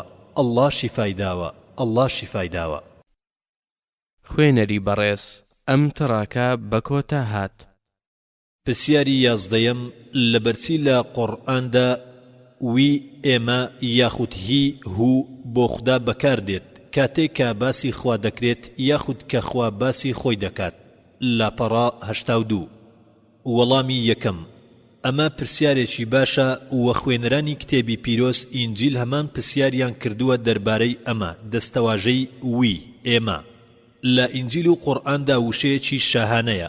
بۆ نمونە کاتێک پاشایەک دەڵێت ئێمە ئەم لێدوانانەی خوارەوە بڕیار دەدەین هەتا دوایی، یاخود ئێمە پێمان خۆش نەبوو، یان ئێمە ڕازی نین، ئەمە مانای جەمع کۆ نابەخشێت، واتە مەبەستی کۆ دەرناخات، بەڵکو ئەمە پێگەیەک و پلەیەکی بەرز لە ئاست و شوێنێکی بەرز نیشان دەدات لە زمانەوانیدا یاخود لە زماندا. زمانی ئینگلیزی، فارسی، عیبری، عەرەبی و زۆر زمانی تر ڕێگا دراوە کە ئەم وشەیە وی ئێمە بەکار بهێنین بۆ پلەیەکی شاهانەی بەرز.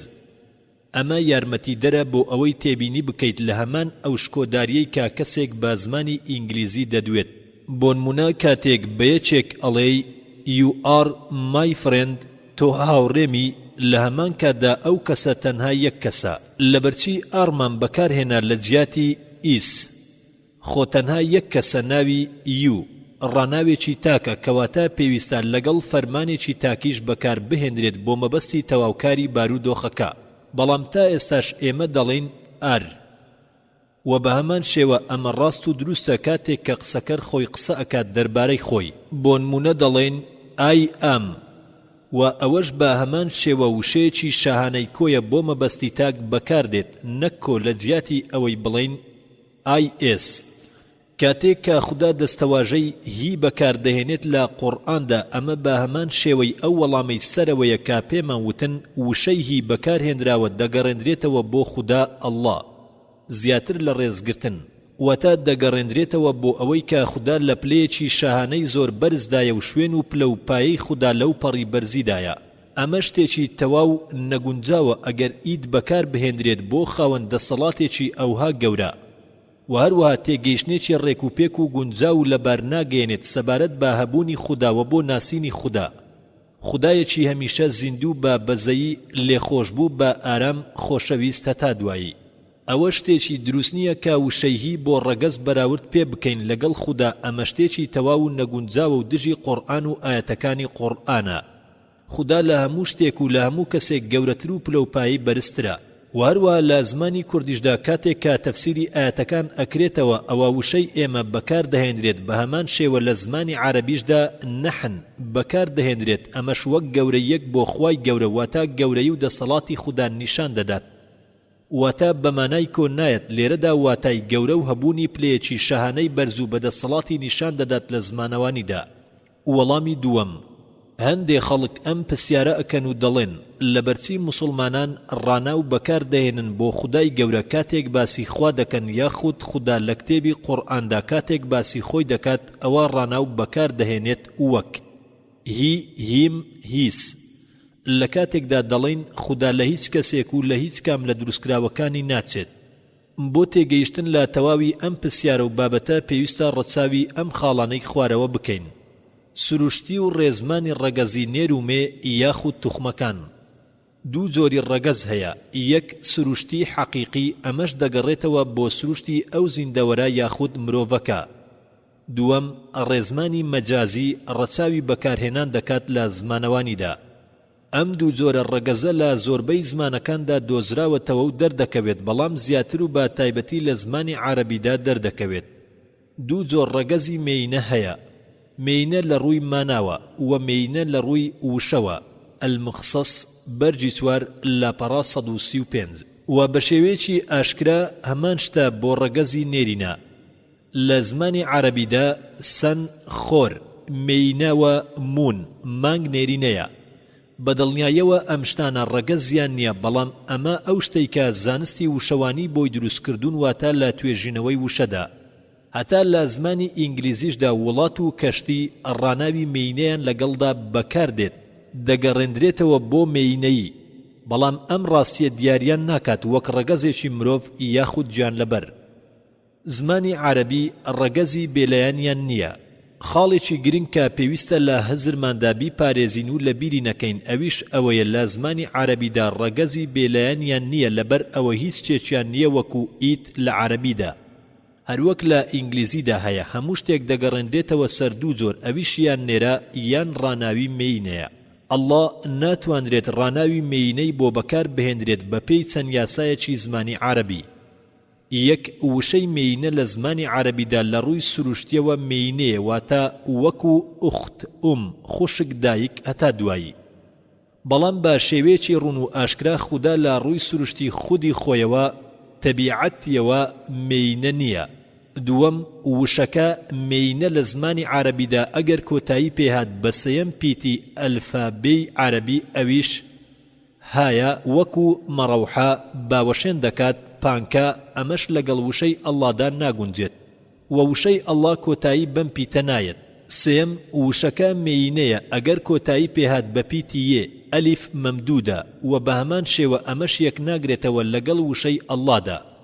چوارەم شتێک ئەتواندرێ ببێتە مێینە ئەویش ئەگەر کۆ بکرێتەوە جەمع بکرێت یاخود شتەکە خۆی کۆ بێت واتە تاک نەبێت وەکو عینەین یەدەین دوو چاو دوو دەست.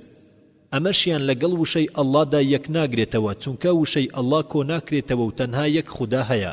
ئەم خاڵانە ئەمە ڕوون دەکاتەوە کە وشەی ئەڵڵا هەرگیز ڕێبەوە نادات کە لەگەڵ ڕاناوی مێینەدا بەکار بهێنرێت. وشەی نێرینە بە شێوەیەکی گشتی نیشانەی خاوەن شکۆ و پایە بەرزیە. ئەگەر کەسێک پرسیاری کرد بۆچی ڕاناوی نێر هو هی بەکار دەهێنرێت بۆ خودا یاخود خودا بۆچی ئەم ڕاناوەی بۆ خۆی بەکارهێناوە لە قورئاندا بەڵام ڕاناوی مێینەی هی شیس بەکار نەهێناوە. پاشان وەڵامەکە بە شێوەیەکی گشتی ئەمەیە. وشەی نێرینە هو هی شکۆمەندی و پایە بەرزی دەنوێنێت و وشەی مێینە هی شیس نیشانەی ملکەزبوون و بێهێزی و ئارامی و هەروەها نەرمونیانی دەنوێنێت. ئەم مانایانە نیشان دەدات ئەو واتایانە ئەگەینێت با شێوەیەکی گشتی و پەیوەندێکی سەرەتایی کە مرۆڤ هەیەتی لەگەڵ ئەڵڵا ئەوەیە کە ببێتە خزمەتکارێکی بێفیز و ڕازگۆ بۆ گەورەکەی واتە بۆ خودا کەواتە ڕاناوی نێرینە هو زیاتر گونجاوترە بۆ خودا کە شکۆمەندی و پایەبەرزی خودا نیشان دەدات. خوێنەری بەڕێز ئەم تڕاکە بە کۆتا هات. پرسیاری دوازدەیەم ئایا وشەی ئەڵڵا هەمان وشەی خودای گادی جوولەکە و مەسیحیە؟ لاپەڕا 89. وەڵام بەڵێ وشەی ئەڵڵا خودا لە زمانی عیبریدا لە ئیل هاتووە و لە زمانی عەرەبیدا لە ئیلاهەوە هاتووە. وشەی گاد تێبینی پیتی بچووکی گێ بکە لە زمانی ئینگلیزیدا ئەوە واتە ئیلاه. خودا بەراورد کراوە بە وشەی ئیلۆی لەگەڵ وشەی ئیلی لە سەردەمی نوێی بەشی دووەم لاپەرتیکی پیرۆز گاوڕەکان. وشەی ئەڵڵا وشەیەکی تەواو و بێکەم و کوڕیە بۆ وەسفکردنی خودای جوولەکە و گاوڕەکان مەسیحیەکان هەروەکو ڕێگە بەوە نادات کا وەکو ڕەگەز بێت یاخود کۆ بکرێتەوە. مەبەستمان وشەی ئەڵڵایە لەبەر ئەوەی کاتێک ئەو وشەیە وەک وشەی ئیلۆهیهیم یاخود ئیلاهوما بەکار هێنراوە. ئەم بەکارهێنانە یەکەم جار وەکو وشەیەکی کۆ دەردەکەوێت و یاخود وەکو وشەیەکی ڕەگەزی مێینە دەردەکەوێت. ئەمە ڕوون و ئاشکرایە کە ئەم بەکارهێنانی وشانە وەکو هەبوونی پلەوپایە و دەسەڵات بەکارهێنراون وەکو بۆ نمونە پاشایەک ئەم زۆرە دەستەواژانە بۆ خۆی بەکاردێنێت و بۆ خودی خۆی دەگەڕێنێتەوە بۆ نمونە کاتێک پاشا دەڵێت ئێمە بڕیارماندا لەم لێدوانانەی خوارەوە. لە ڕاستیدا ئەو دەربارەی پلەوپایە و دەسەڵاتی خۆی قسە دەکات نەوەکو وەکو جەمع بە کۆمەڵ قسە بکات تەنها مەبەستی خۆیەتی کەواتە مەبەست لەم وشانە واتە وشە خودایانەی کە لەسەرەوە باسکراون بە کۆ و ڕەگەزی مێینە دەردەکەون. بەڵام خودی پاشا تەنها مەبەستی خۆیەتی نەوەک بە کۆ یاخود ڕەگەزی مێینە قسە بکات. هیچ وشەیەک لە زمانی ئینگلیزیدا نییە بۆ گات خودای ئیسرائیل گات خودای جوولەکە. ئەمە ئەوە ڕوون دەکاتەوە کە بۆچی خوێندنەوەی وشەکە بە هەمان شێوە ئەخوێندرێتەوە ئەگەر بێت و قسەکەر بڵێت گات یان نۆکەری بت وە گات خودای ئیبراهیم یان موسا یان عیسا سەلامی ئەڵڵایان لەسەر بێت. سەرنجی پیتی گەورەی جی بدە. ئەمە تەنها ڕێگایەکە کە ئینگلیز بتوانێت جیاوازی نێوان ئەم دوو پیتە دەربخات. لە زمانی سامیدا سامیتیک لینکویریس بە شێوەیەکی ئاسان دەتوانی جیاوازی بکەیت یاخود لێچیان جیا بکەیتەوە لە نێوان ئەم دوو وشەیەدا گات دەگاد بەهۆی پێکاتنی وشەکە خۆی. بەڵگا بۆ ئەمە تا ڕادەیەک ئاسان و سادەیە. سەردانی هەر ئۆتێلێک یان میوانخانەیەک بکەیت و کتێبی پیرۆزەکە لا ببە یاخود دەری بهێنە کە لەناو چەمکمەجەکە دانراوە لە تەنیش جێگای نووسنەوە تێبینیت چەند پەڕێکی یەکەمی پێشەوەی کتێبە پیرۆزەکە بکات دەبینیت کە بۆ وەرجێڕانی ئەم کتێبە پیرۆزەیان 27 زمانیان بەکارهێناوە واتە بۆ 27 زمان وەریان جێڕاوە و نمونەی دووەم کە دەقەکە بە زمانی عەرەبی و بەشی دووەمی نوێی کتێبی پیرۆز پێشکەش کراوە لە کتێبی پیرۆزی جۆن بەشی 3 لاپەڕە 16 دێرەکە دەست پێ دەکات بە زمانی ئینگلیزی For God so loved the world و لە وەرجێڕدراوی عەرەبیدا لە جیاتی وشەی گات وشەی ئەڵڵاه بەکارهێنراوە ئینجیلی عەرەبی لە سەرەتای دەستپێکی دروستبوونی کتێبەکە واتە کتێبی دروستبوو کتێبی پیرۆزدا وشەی ئەڵڵاه بەکارهێنراوە بۆ نیشاندانی وشەی گاد The God of Creations خودای دروستکردن خودای ئادەم و حەوا و نوح و ئیبراهیم و ئیسماعیل و عیسا و ئیسرائیل لالاپەڕ یەکێک لە کتێبی پیرۆز واتە کتێبی دروستبوو 17,000 وشەی ئەڵڵاه هاتووە لە کۆتایی وەڵامی ئەم پرسیارەدا دەڵێن خدا ئەڵڵاه هەر خودایە بۆ هەموو کەسێک جاجوولەکە بێت یاخود مەسیح یاخود موسڵمان هەتا دوایی بەڵام لە هەندێ زماندا لە جیاتی ئەڵڵاه دەڵێن گاد ئەمەش هەمان هەر ئەو خودایەیە کە هەموو مرۆڤایەتی و گەردوونی دروست کردووە خوێنەری بەڕێز ئەم تڕاکە بە کۆتا هات پرسیاری 13 ئایا خوددا هەمان مامەڵە دەکات لەگەڵ جوولەکە و مەسیح هەروەک ئەو مامەڵەی کە لەگەڵ موسڵمانان دەیکات هەمان مامەڵەیە لاپەڕا 93 وەڵام مەبەست لەم پرسیارە ئەوەیە کە لە سەردەمی پێغەمبەرەکانی پێش پێغەمبەر محەممەد صلی الله عليه وسلم ئەو کەسانەی وەکو جوولەکە و مەسیح کە باوەڕیان هێناوە بە پێغەمبەرەکانیان وەکو پێغەمبەر عیسا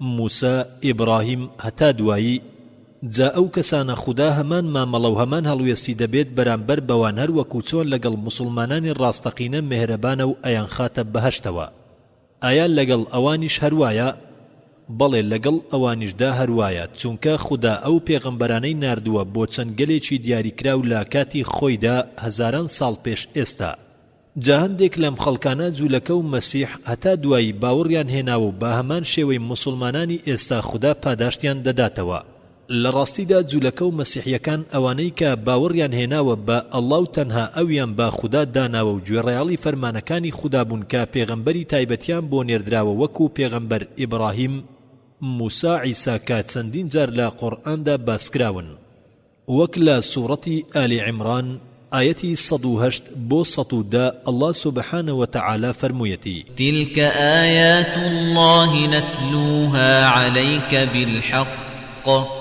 وما الله يريد ظلما للعالمين ولله ما في السماوات وما في الأرض وإلى الله ترجع الأمور كنتم خير أمة أخرجت للناس تأمرون بالمعروف وتنهون عن المنكر وتؤمنون بالله ولو آمن أهل الكتاب لكان خيرا لهم منهم المؤمنون وأكثرهم الفاسقون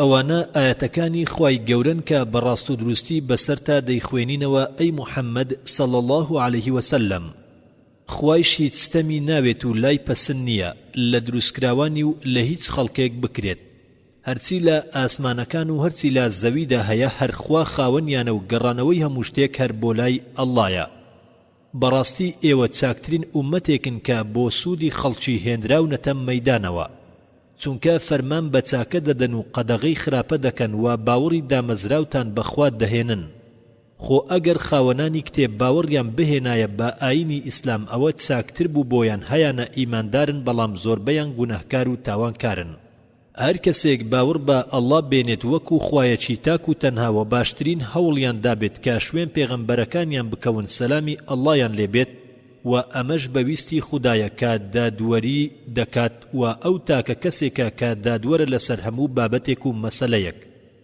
ئینشاءالله خوددا لە تاوانەکانی گشتبەندەکانی خۆش دەبێت و ڕێگەی هیدایەتمان نیشان دەدات لە کۆتایی تەواوبوونی ئەم کتێبە و کۆتایی ئەم بابەتەی کۆتایی داوا لە خوای پەروەردگار دەکەین لا گوناه و تاوانی ئێمە خۆش بێت و هیدایەتی هەموو ئەوانە بدات کە لەسەر ڕێچکەی خوار و لارن ئەوانەی کە لە سیڕاتە المستەقیم نین و کۆتا بابەتی ئاخیری کە باسی چوونە بەهەشتی مسلمانەکان بوو لەگەڵ مەسیحی و جوولەکەکان گومان لەوە دانیە ئەوانەی ئێستا کە لە دنیای ئەمڕۆمانن و ئەوانەی زمانی پێغەمبەریش صلی الله عليه وسلم کە باوەڕیان بە پەیامی ئیسلام و بە پێغەمبەر نەبووە صلی الله عليه وسلم ئەمانە حسابی کافریان بۆ ئەکرێ و لەگەڵ مسلمانان حساب ناکرێن لە خوای پەروەردگار دەپاڕێنەوە لا گوناه و تاوانەکانمان ببورێت خوای پەروەردگار پاداشتی ئەو برا بەڕێزانش بداتەوە کە هاوکاریان کردین